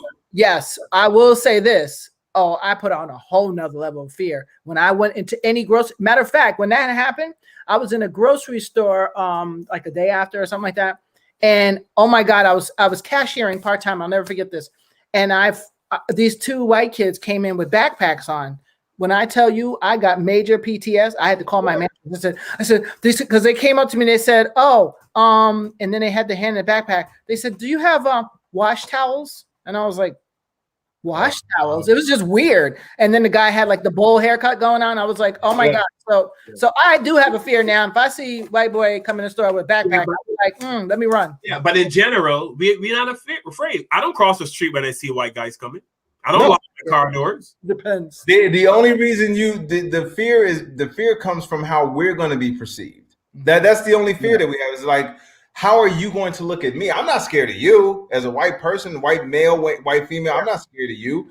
I'm afraid for what you're going to do when you see me. Like if I'm sitting somewhere minding my business, if I'm sitting in my car just doing literally, like if I'm sitting in my apartment, if I'm sitting at home and you just bust in the door and you can use the excuse that you thought it was your crib, there's no way in the world that could work for someone black saying when you go into someone's White House, bust down the door, shoot a dude sitting on the couch, and you say, "Oh, I'm sorry, I thought this was my house." But Ty, you know that I think we talked about this on the last show. A lot of people use the 1350, where they say we are 13% of the society of American society, black people, but we are responsible for 50% of the violent crime. And but that's false. That's false. It's very false. July. The FBI put it out, and they live by that. Well, but that's not true. See, what they need to do is like the video you showed where the guy broke it down to what the real percentages are, and the fact that arrests do not equal convictions or actual crimes committed. See, so that and you need to dispel it at every turn. That's why, even though you said it as an example, I'm saying that's false, not real. And the more you say that, I actually have a friend that said stuff that's so false. I just start off, that's not true. That is not true. That's fake news. That's not true. It's not even close to being true. Look at you don't even have to be a mathematician for this one, because if you think about 50% of the crimes, okay, we make up half, really? So you're telling me that 14% of us make up 50% of the crime in the U.S.? That does not even if I don't know anything, something's wrong with this picture. And I don't like math, but I can tell you that math don't sound right. Well, what they do is, in like you actually just said this, Preach, is that if you get arrested, like say they arrest Carl on suspicion, that white lady that he's walking behind files a complaint. They arrest Carl, like they put cuffs on him, they take him downtown. Okay. But then he gets downtown and then they realize it was bullshit. And they say, well, sorry, Carl, you can go. Technically, it looked like he was arrested. Right. So that would fall under that 50% of arrest. But they won't tell you about the other part, that when he got to the station, they realized that lady was just being racist and they let him go. That doesn't fall under the statistics. So when you have a society that only goes by, it's almost like when you click on something, you click on a link. It's like, man, a lot of people like this video. No, I clicked on the video, realized it was trash, and then immediately stopped watching it. But that doesn't matter because it's an imprint. So when they have these stats and they say, well, we're 13%, but we make up half of the crime. Wait a minute. So you mean to tell me that we are going into all these white neighborhoods committing these home invasions? No, because statistics show that most of the home invasions that happen in neighborhoods with white people to white people. That's how they was able to get in the home. Exactly. If I'm going around, I'm gonna tell you right now, I can't walk around the mansions in Beverly Hills without somebody looking at me like, what are you doing around here? Exactly. They're trying to figure out what I do for a living. So I stand out. Basketball. You see what I'm saying? As opposed to being a white person walking through that same neighborhood, casing the joint. Like, okay, they leave at this time. All right, security goes around here. The gate closes at this rate, blah, blah, blah. So they won't report their own crimes. And this is one of the worst things about them. They refuse to see themselves as threats. They refuse it. That is exactly why Jeffrey Dahmer was able to do what he did. Jeffrey Dahmer actually had somebody escape. Yes, that's how I found out about it. I remember that. Yeah. Remember the guy and the man was naked and bleeding, and the police told him, and Jeffrey Dahmer blew it off as like, oh, it was just a lover's quarrel. So that brought up another element of their bias. Oh my God, they're gay too. We really don't want to deal with this. And they took the dude and they sent him back. They took it back to him. They delivered his food to him. Do you understand? That's crazy. That's cool. They were doing Grubhub before Grubhub came up. All I want to know is, how did they confiscate the Oklahoma bomber and Charles Manson without no altercation? Thank you. Because they don't see themselves as threats. But what about John Wayne Gacy though? He cuts people's skin off. Like John Wayne Gacy actually would talk to cops. The guy who did I can't think of this guy's name, but he was like 7 foot tall, almost huge dude. This dude would hang out at the cop bar and talk to the cops. Bold. And like hang out, and they did interviews with the cops, and all the cops said, well, we just didn't see him as being threatening. Nope. You know what I'm saying? So to them, again, when you don't see your skin, it's and I hate to say this, but on the flip side, it's almost like how we are with seeing each other at any kind of event. We assume that since we're all black, we're like, okay, well, we know what seasoned food tastes like. We have some rhythm. Even if you're not the best dancer, there's no way you go to an event with other black people and you can't even tap your feet to the beat. You can't even do the electric slide. We don't never come on. We always assume that we can't just because of what we look like. With them, it's the same thing, but they don't see each other as bad people, or they make reasons for why they do bad stuff. They always say, well, like, you know what? The Susan Jones, is it Susan Jones? Susan Rice, I think it was, where, and let me know, I know we got to go. When it was thought that a black man kidnapped her kids, it was all over the news. It was all over the news. And she said, so this black man did this. He took my kids. And when I remember watching the news reports and they kept using words like animal, savage, what kind of animal would do this? What kind of savage person would do this? Yes. And they had a sketch drawn up. They drew a sketch of a person that didn't even exist. They drew a sketch of this person. Then when it was found out that she did it, that she killed her kids only because her boy, and not first of all, there's no good reason to kill your kid, but she killed her kids because her boyfriend didn't want to date somebody who had kids. Now, when that story came out, not one single time did they call her an animal. Not one single time did they call her a savage. The first thing they went to was mental illness. Yep. Because they refused to see each other as threats or bad people. That's crazy. That's absolutely crazy. She was sick. Even John Benet Ramsey, all the cases, it's just crazy. But I always say, this is my thing. And this is the year 2021 is the year I say that I just truly believe that God will reveal everything that has been done in the dark is about to pop out. Everything, whatever it is. So I don't care, but I just be like, okay, that's how you feel. No problem. I'm not trying to convince you anymore. I don't care if you don't like me. I could care less, honest, and that's my honest opinion. And so now I just try to be the good person that I am and just rock with myself when I have to. I try not to get caught up in the matrix of like, oh, does I have to go over here and be kind to you now, Miss Kizzy? No, I'm not doing all that. I'm not doing none of that. I just can't. Under no circumstances am I going to tolerate someone else's racism or their hatred or their crazy opinion about me or my people. I just can't do it anymore. Oh yeah, I will call you out. I don't care. Oh, that's now. I will tell you that. Like, I am one of those people that I won't fight you over words. Right. Words I will not put my hands on you over words. Right. But what I won't do is let you say the words without getting words back. Exactly. Thank you. I'm with that. Because then I'm being complacent, right? If I just be like, oh, like I saw, somebody was making a joke to this other black kid. Oh, you so dark or something. They said. I was like, yo, you ain't gonna say no, because I can step in if you need me to. And he was like, no, I don't really care. Well, I do. And I was like, move over, because here I come. Yep.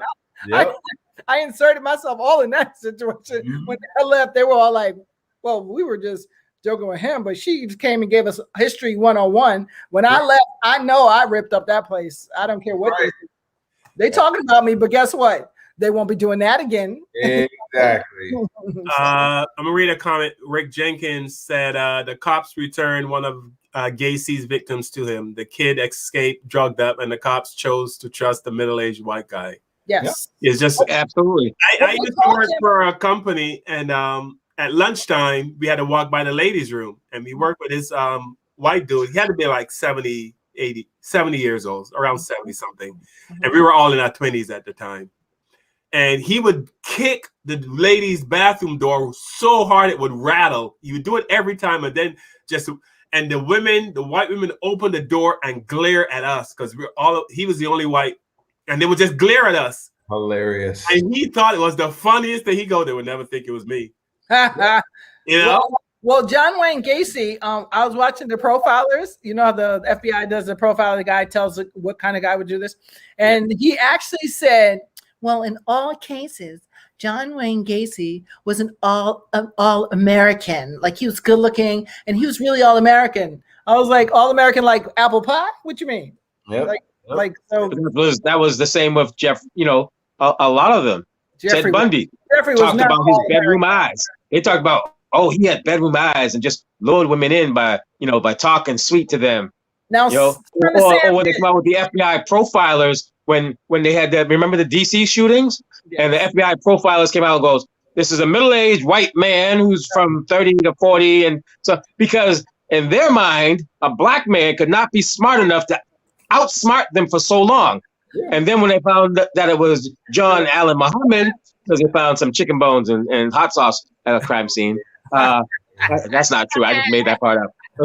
but I'm saying, they in their mind, there's no way a black man could do this. They could not figure out that this is a black man, because in their mind, the only one intelligent enough to outsmart us and pull this off has to be white.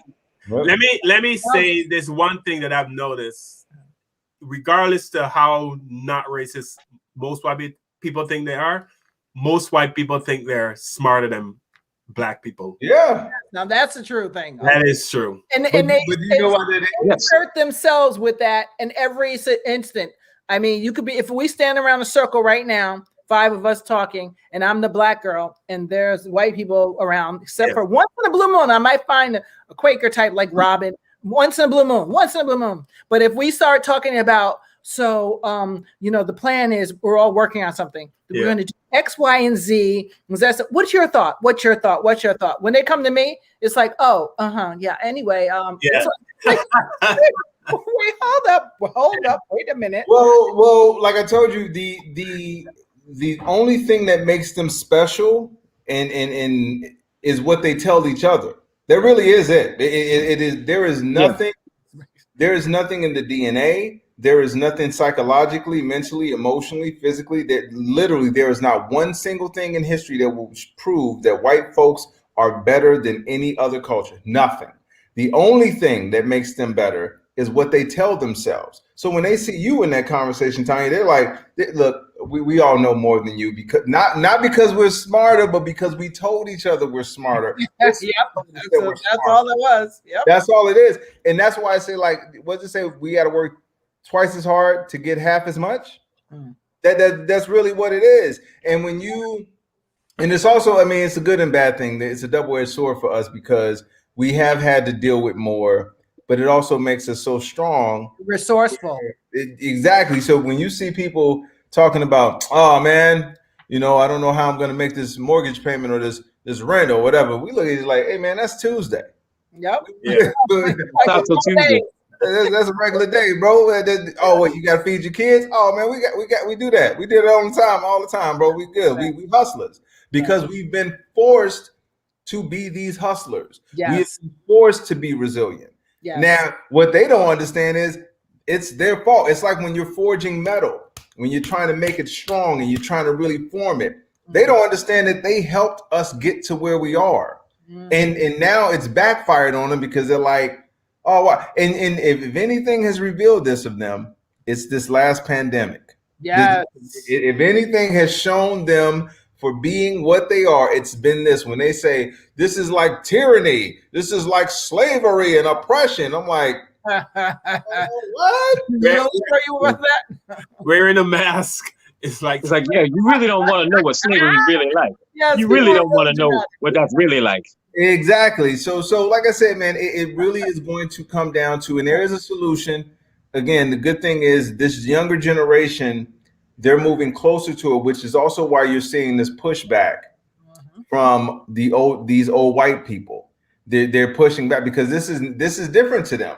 Yes. This is all like, wait a minute, you guys you're calling me out on my racism now? What? Wait, I was able to get away with it all this time. Not laid on them.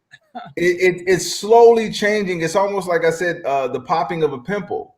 When you pop a pimple, it hurts like right before it pops. Like it hurts pushing on it and trying to move it all. But as soon as it pops, things are better. Right now, what you're seeing is the popping of a pimple. That's why you saw more people out there for George Floyd. You saw more people out there for Philando Castile. You're seeing it more because this younger generation is like, hey man, I genuinely got black friends. I straight up got black friends. You know what? As horrible as we thought Donald Trump was, and as racist as we thought Donald Trump was. He got more of the white vote. The second time around. He got more of the white vote. He got more of the white vote because he was the last stand of the angry white man. Yep. That's why he got more votes. And he'll be back. And part of it was like a lot of people didn't vote when Obama ran because that nigga ain't gonna win. See, that's what they thought the first time.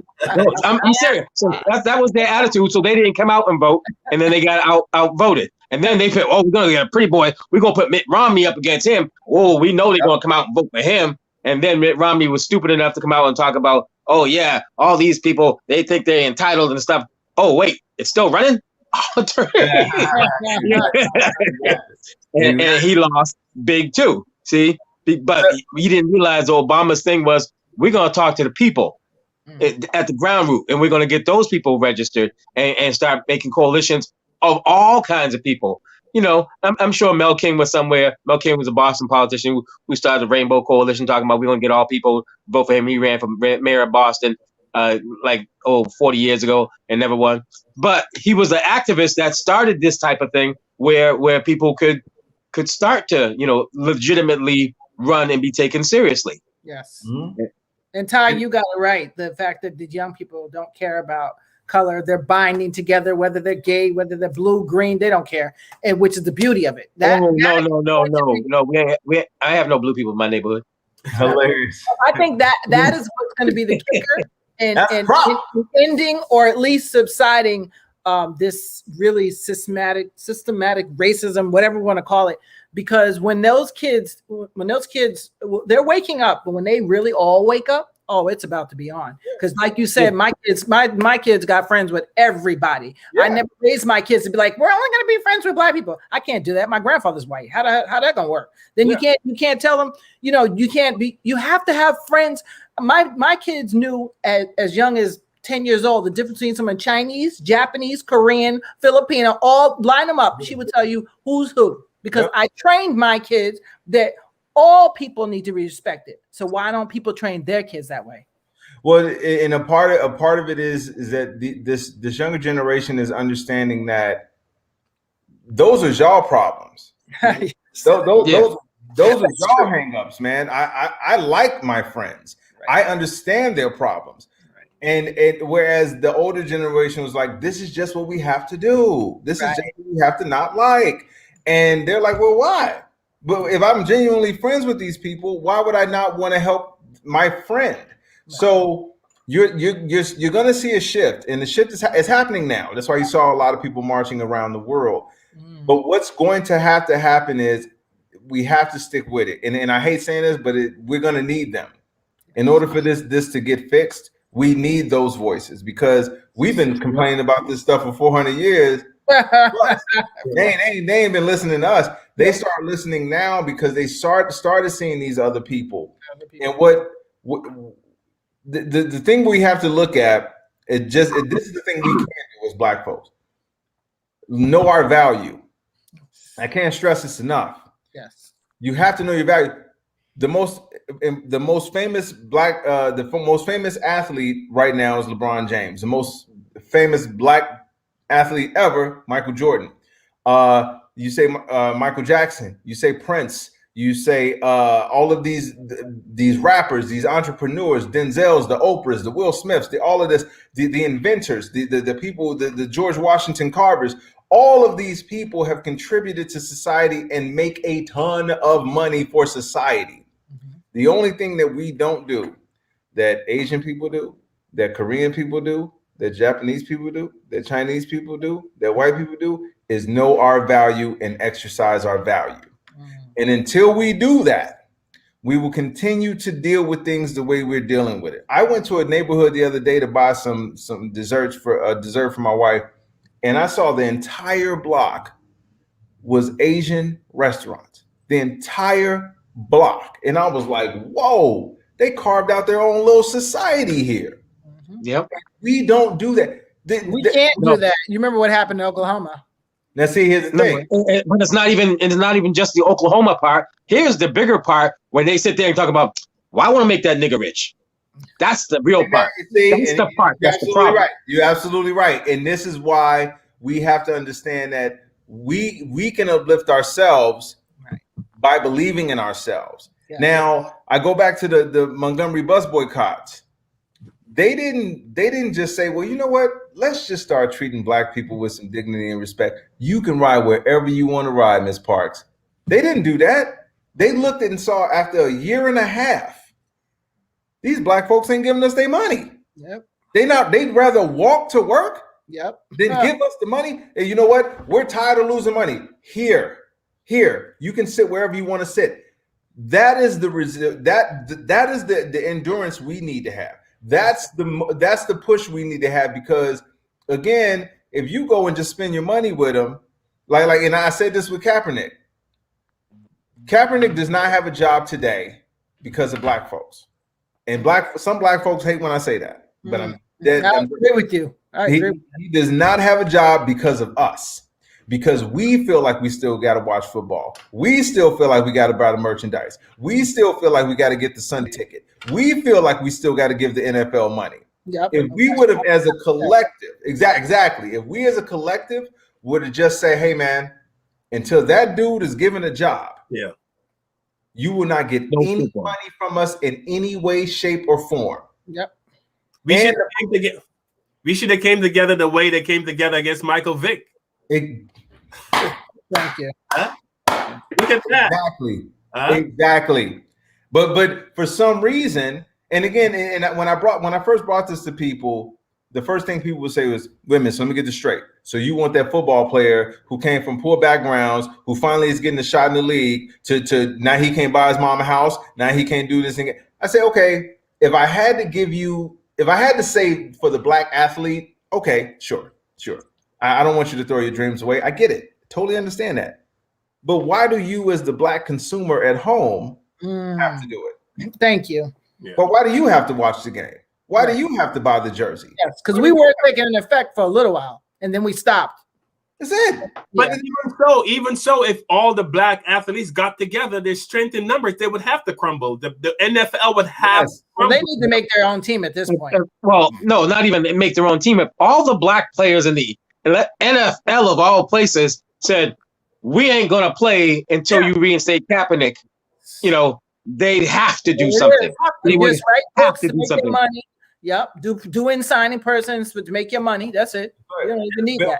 But the problem is that we're scared, which is weird. Like we have more economic power and influence than we've ever had in history. We have more now. The black dollar still drives a lot of the American economy. It's still and we're still the tastemakers. There's nobody emulating Taylor Swift at the same level they're doing Beyonce. It's not even close. You know what I'm saying? So when you see these kids walking around with this hip hop gear, when you see these people walking around trying to be like a LeBron James or something like that, that's because the influence sells. And so when you have people that use that power, like, do you ever notice that you don't see Jewish people being attacked the same way as black people? Well, no, because they're smart and they use their power to make sure that that doesn't happen. Exactly. Asian hate crime bill got passed. Boop, here you go. Here, Asian people. Here you go. We can't even get reparations, but 5 seconds they passed that bill. So all of that comes back to what we do as a society. Now we can talk the talk and say, yeah, man, marches are great. Hashtags are cool. I get it. But until you start taking away the thing that they care about the most, which is money. Cash. There's only one thing racists hate more than black folks is losing money. That's right. The only that they hate more. Yes, because that's their power. No, what they hate more is black people making them lose money. Exactly. So when we do that, then so I'm sorry. So that's the third thing, Carl, to how it can get fixed. Okay. That's the third part, is exercising our economic power and showing them. Then we can reverse this. It's easy. Yeah, we need to weaponize our dollar. I mean, we've said that over and over. We're still waiting for the black bank. Besides Carver, we're still waiting for Greenwood. Yep. Yeah, I mean, 1,000 years from now, there'll be another Five Black Comics saying the same thing. We need to come together. We need, you know what I mean? There's something that's stopping. I don't know what it is, but why do we value Gucci? I mean, there are Black designers out there with making some great stuff, but for some reason, Gucci is more valuable. Not as good as Balenciaga. I'm just saying. Just saying. Well, because that's how we've been. You get my point, though. Is like we've been indoctrinated to think that. See that's part of the whole indoctrination. Not only are we going to take from you, not only are we going to use you, we're going to make you think. And this is what Ty said earlier. We got to start valuing ourselves. Yeah. If you value yourself enough to think that your design is as good as Gucci or YSL or Louis Vuitton, if you think that, and you think the rest of your people think that that's better, then that's where the money's going to go. Like I said, once we weaponize our dollar and start getting it back, like the Tulsa, when they said a dollar transferred 26 times before it left that community. 26 times it transferred hands before it left that community. That's right. See, that's what we need to do. Start paying each other. I'm not paying you guys because I don't have money to do that. But I'm saying, like, collectively, we'll pay each other. Start paying each other. Well, and once that mentality takes full, first of all, I mean, they're scared that happens. That's why they keep making it look like we don't have value among ourselves, even though you can't turn on the TV and not see Black influence. You can't turn on the radio and not hear Black influence. You can't look at fashion and not see Black influence. You can't look at dance and not see Black. You can't look at technology and not see Black influence. You can. We are literally a part of this country that is the most underappreciated of the country. And until we look at ourselves with the same value that they look at themselves as, and saying that, hey, well, you know what? Is you ever notice, like, when a Karen has a problem with something, the first thing she says is, I'm not shopping here anymore. Yep. Yeah. She knows I do. money matters. That's the first thing she said. I ain't shopping here no more. I ain't doing it. That's what I do. I'm a Karen. You see what I'm saying? But now imagine you doing that times 1,000, times 1,000,000. Eventually, because here's what people don't want to accept about this, and I talk about this with Kaepernick all the time. Black folks didn't complain about him taking the knee. Asian didn't complain about him taking the knee. Hispanic people didn't complain about him taking the knee. Gay people didn't complain. Trans people didn't complain. The only people that complained about that dude taking the knee was racist white folks. Not even, now notice what I just said. I didn't even say all white folks. I said racist white folks were the only people that complained about that dude taking the knee. Out of 5 other groups I just gave you, only one did the NFL listen to. One. And that was because they wanted to put a Negro in place, period. Now, think about that. Black folks still pay for the NFL. White Asian people, Hispanic, gay, trans, all them people still give money to the NFL. But what they said was, we only want the opinion of this group. Now, when that happened, I always tell people that was a litmus test for them. They wanted to see how much power they still had in this country. And we honestly, I hate that this is a fact, but it's a fact. We failed Kaepernick. We failed him. Black folks failed that dude. Yes. We are the ones that did not help that dude set a precedent. Because when you look at a Kareem Abdul-Jabbar, you look at Muhammad Ali. Yep. There'll never be another Muhammad Ali. There'll never be another Muhammad Ali until we start backing Muhammad Ali's. There will never be another one, because all we had to do was it. What do you say, bro? We 70-80% of the league is black. 70% of the NFL is black. 70% of the product is black. Wow. And we still couldn't say, you know what? Until my boy gets a job, I ain't playing. I ain't doing it. And that is one of the hardest things to accept, because I'm like, bro, do you understand what you're making them feel superior, bro? Yes. What you're doing, our lack of unity is what they're thriving off of. Yeah. So we have to fix that, bro. When we fix it, we'll be way better off. Yeah, we're gonna wrap it up. But the FBI did a study. This was back in the Nixon times, and they found out that whenever anything pops up in the black community, anything happens, black people will protest for 3 to 5 days, and then dissipate and go about their business. That's an FBI report. 3 to 5 days. Well, we already know that the FBI has skewed their numbers. Thank you. And because we have the new generation coming in, and the new that's what I'm saying. We have a new generation coming in, like Ty said. The people we have coming in now, and what they need to focus on is not just the here and now, but what's the solutions. And that's what we talked about before, having solutions. Yeah, we protested because this is what we want. So you can't just protest. You got to protest and say, because we want this to change, because we want this to happen. So don't just protest. Protest with a purpose. Yep. Have an end game to say, yeah, now that we have your attention with the protest, we want to do this. Have that end game. But it's still happening. No, there's been changes made. There are small changes. It's a start. It's a start. Well, name one. Name one. What? You have a president that recognizes that there's systemic racism. That's a big one. Yeah, that's a huge step. But you know what has to happen? It has to happen in common. It can't be the one thing. Like you said, Preach, there are certain things happening in Carl. Like you said, we protest for like 3 or 5 days. Now imagine if for those 3 to 5 days, not only did we protest, we stopped spending money. Exactly. That's what I'm saying. I've already started. I started NFL. I stopped watching, haven't watched it since. Me too. I'm very funny about what I get. Some things you have no choice, but if I can have a choice, oh, believe me, I'm good at holding my dog. Because what they didn't do, I can tell you what the NFL didn't do, they didn't look at the black athletes, because the black athlete, even though that would have been a powerful statement, that would have been huge if the black athlete said we are not playing.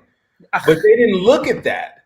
They looked at it because, again, they probably rationalized it by saying, of course these niggas ain't gonna give up their job. They got houses to pay for. They got kids. They got vanity. Yeah, but they got all of this. Egos. But what they did look at is people like Carl, people like me, people like Preach, people like Ty. And they said, now, if we can get all 4 of these niggas, still watch the game and still pay for the product and still give us money. They don't care about what anybody else. What these people do.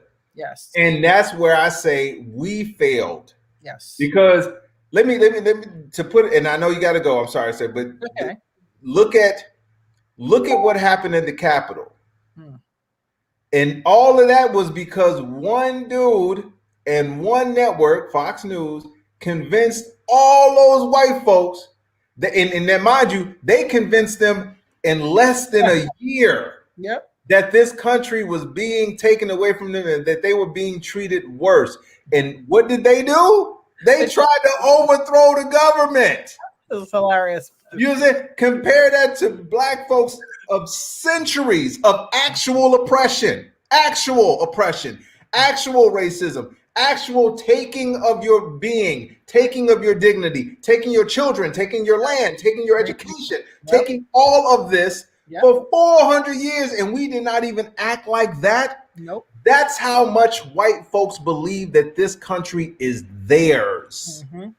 So when we have the mentality of, wait a minute, I may not have personally built this country from ground up, but my ancestors did. I have every right to own this place as you do.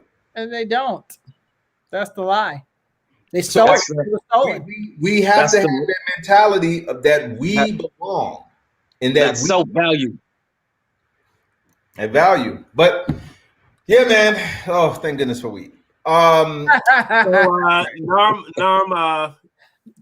Staley, Grandma Norma Staley, she said, we did it down south. We stopped shopping in their store and it worked.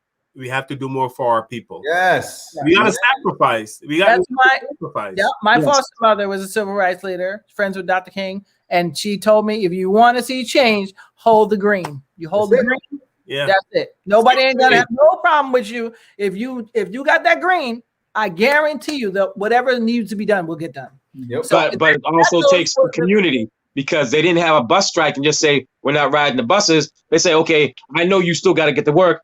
I'm going that way. I'm going to give you a ride in my car. Yes. Okay, I'm going to give people rides. I'm going to take my car. I don't work, but I have a car. I'm going to drive people to work and give them other means to get to work so they could still continue that. It didn't last a month. See, people don't even realize. They always talk about the bus boycott. Yes. Do you know how long it lasted? Yes. A year. Yes. A year. More than a year. Yeah. Do you understand? Look at the dedication in those people. Look at the dedication of those people to say, "What? We still ain't got our rights yet? Nope. I'm gonna walk." Yep. And we don't. I'm sorry, and I hate saying this about our modern day black folks. We don't have that now. Like you said, Carl, 3 or 4 days, bro. 3 or 4 days compared to a year. Yeah. Come on, man. Yes. That's craziness. And the thing is, when you see that you can continue to abuse someone, and that person is putting up little to no resistance, you have no incentive to change your oppression. You have no change. You have no incentive. Why would I change if you guys keep letting me get away with it? Why would I? If it ain't broke, don't fix it. Exactly. And we have not shown them that this system is broke enough. Yes. And like you said, it's going to take a concerted effort amongst the individual black person and the community of black people to say, listen, how do we know what matters to us? How do we make them see what matters to us? They already expect the protest. When they were waiting for the verdict for George Floyd, this should tell you something. This should tell you where we are as a society. When they were anticipating the verdict for George Floyd, they boarded up buildings. Yep. They closed businesses. Yeah. Because they were like, well, we don't want property destroyed when we deny these people more justice. And that should tell you, because let me tell you something. A year and a half ago, there was a white woman in the same city that George Floyd was killed in, same police force, who was a Somali cop. Somali cop sitting in his car, white lady came and tapped on the window. The Somali cop got scared for his safety. Remember, that's the thing they're scared for my safety. He accidentally shoots the white woman, kills her. And now what do you think? Do you think Blue Lives Matter came out for that dude? Nope. No. Do you think that all cops might? Nope, they didn't come out. Not only was that dude convicted, he got 12 years conviction. The family got $20 million. Now, and there was not a single protest. Not a single protest. And there was no resistance from cops. So that should tell you that if they can look at that life compared to a George Floyd, Philando Castile, Tamir Rice, Sean Bell, to Amadou Diallo, I can keep going. So the problem comes back to they know what the value is of a life. They know what justice looks like. They just don't want to give it to you. Nope.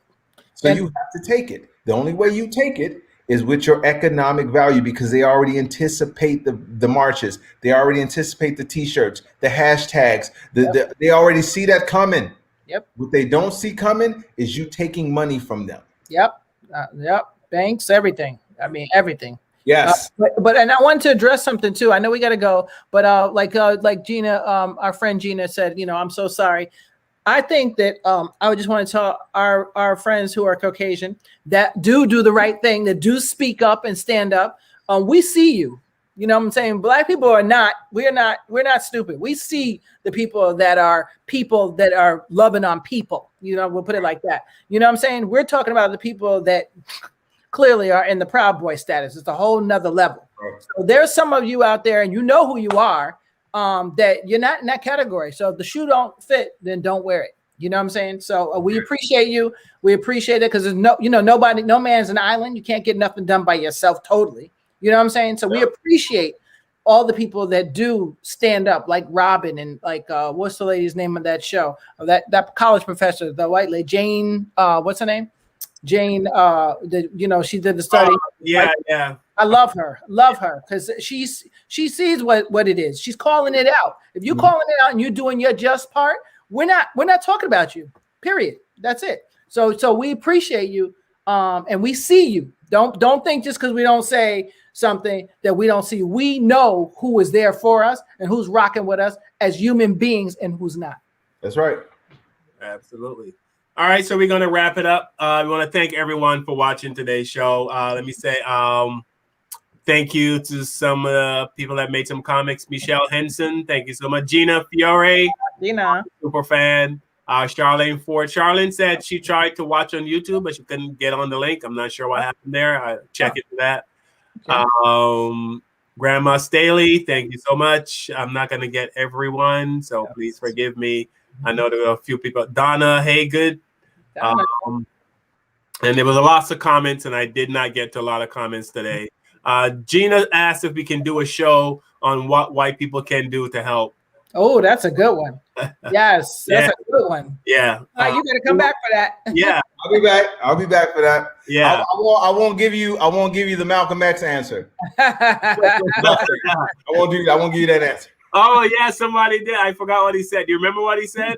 That's what he said. He said to, he's like, what can you do as a white woman? She's like, nothing. I won't give you that answer. I won't give you that. Yeah, because at the end of the day, white women benefit from white men. So that, I think that's why white women still, regardless of what, white women are always going to continue to support white men because that's the backbone of their family.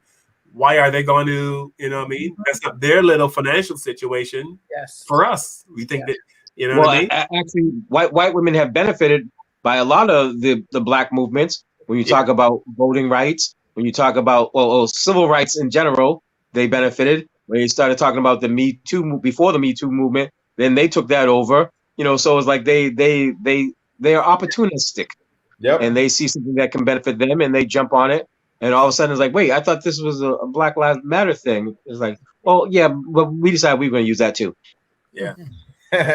Can I know. I just want to go ahead.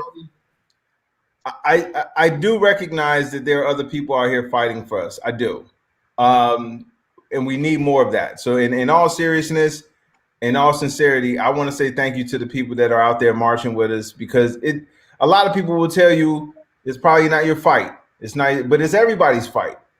Everybody should want a harmonious, just society. Everybody should want that. That shouldn't be a black or white thing. That should be a society thing where you walk around and everyone is treated fairly. So when you have people that are pushing for that, if you're on my side, I don't care what color you are. If you're on my side and you're on the side of justice and fairness and harmony, I love you and thank you for fighting for us, because like I said, a lot of people will try to convince you that it ain't your fight, but it is your fight. It is. All right. And also I want to say thank you to Patricia Felix. Thank you. That's Kevin's better half. Yes. Thank you, Patricia. And I want to say, you know, people seem to think that black people love talking about race. I would love to do a show about ice cream cones and cotton candy. I would love to. You know what I mean? Try to make you smile more. Right? Tell a few jokes. Right. You know? The show is called and jiving. You know what I mean? I would like to put on a big red nose, some big clown shoes, and anything. A horn, go, you know what I mean? Yes. Like we love we're not there yet, folks. We're not there yet. It's like, oh my gosh, we're going to talk about racism. Yeah. So I want to thank everyone for watching the show. Remember, watch us on YouTube. Patricia also said that the YouTube link, I'm looking at her and it says that there's a check mark on the YouTube link. Oh, I just made a comment on it to see if it worked. Okay. But Patricia said that she couldn't get on either, so I'm not sure what's happening there. Please, if watch us on YouTube, share, subscribe, you know, get the likes up, as they say. Yes. We are trying to push people toward YouTube as opposed to Facebook, but Facebook is fine also. So thanks once again, Tanya. Welcome back. Thank you. It's good to be back on this. Although I wish I could get away. Barnett, thank you so much for doing the show, brother. You are always an asset to the show, and you're not. Thank you all. I appreciate you all, for real. Knowledge is greatly appreciated. As I always say on the show, we don't lie, we just tell the truth. And if people have a problem with that, then go somewhere else. That's right. That's all. Preach. Don't get preach. Ty Preach is not a preacher. It's nothing about the Bible. So, you know what I mean? He's not going to lead us off in prayer. With that out of the way, I want to again thank everyone for watching the show and thank all my guests. Michelle Henson, I forgot to thank you. Michelle, let me see Michelle's comment. We have never had the truth in the teaching of history. People of all races have been socialized in a certain way, so no, they don't all know or really understand. I guess she's referring to what I said. Don't white people understand what black people are going through? Yeah, no, because she's right. She's right about the history thing. Proper history was never taught in this country. They want to start teaching history in some kind of history, and they're not going to allow it. They want to get rid of race theory. Race theory, correct. When you think about that, when you want to get rid of the theory of how this country came to be, yes, that means you're ashamed of how this country became to be. Absolutely. Imagine that. Imagine that. Well, we had an argument in our little town. People were mad, like, dude, you're not going to remove Christopher Columbus because my grandfathers and my great grandfathers. I was like, ooh. I mean, they literally refused to have it taken down, literally, because it's mostly Italians in there. But not all history is good history. It might be bad history. Well, but no, they want it there. They which is weird. Isn't that weird that they don't want you talking about the real black history, but they'd rather you continue the false history of Christopher Columbus. Exactly. And since you own up to that, then will you also own up to who bought slaves here first? Oh, my bad. We'll talk about that. You bring up Black Wall Street, you bring up any of the massacres, they're like, blah, blah, blah, blah, blah. Yeah. Anyway. All right. All you guys, I got to go. I'll talk to y'all later. Thank you. All right, Ty. All right.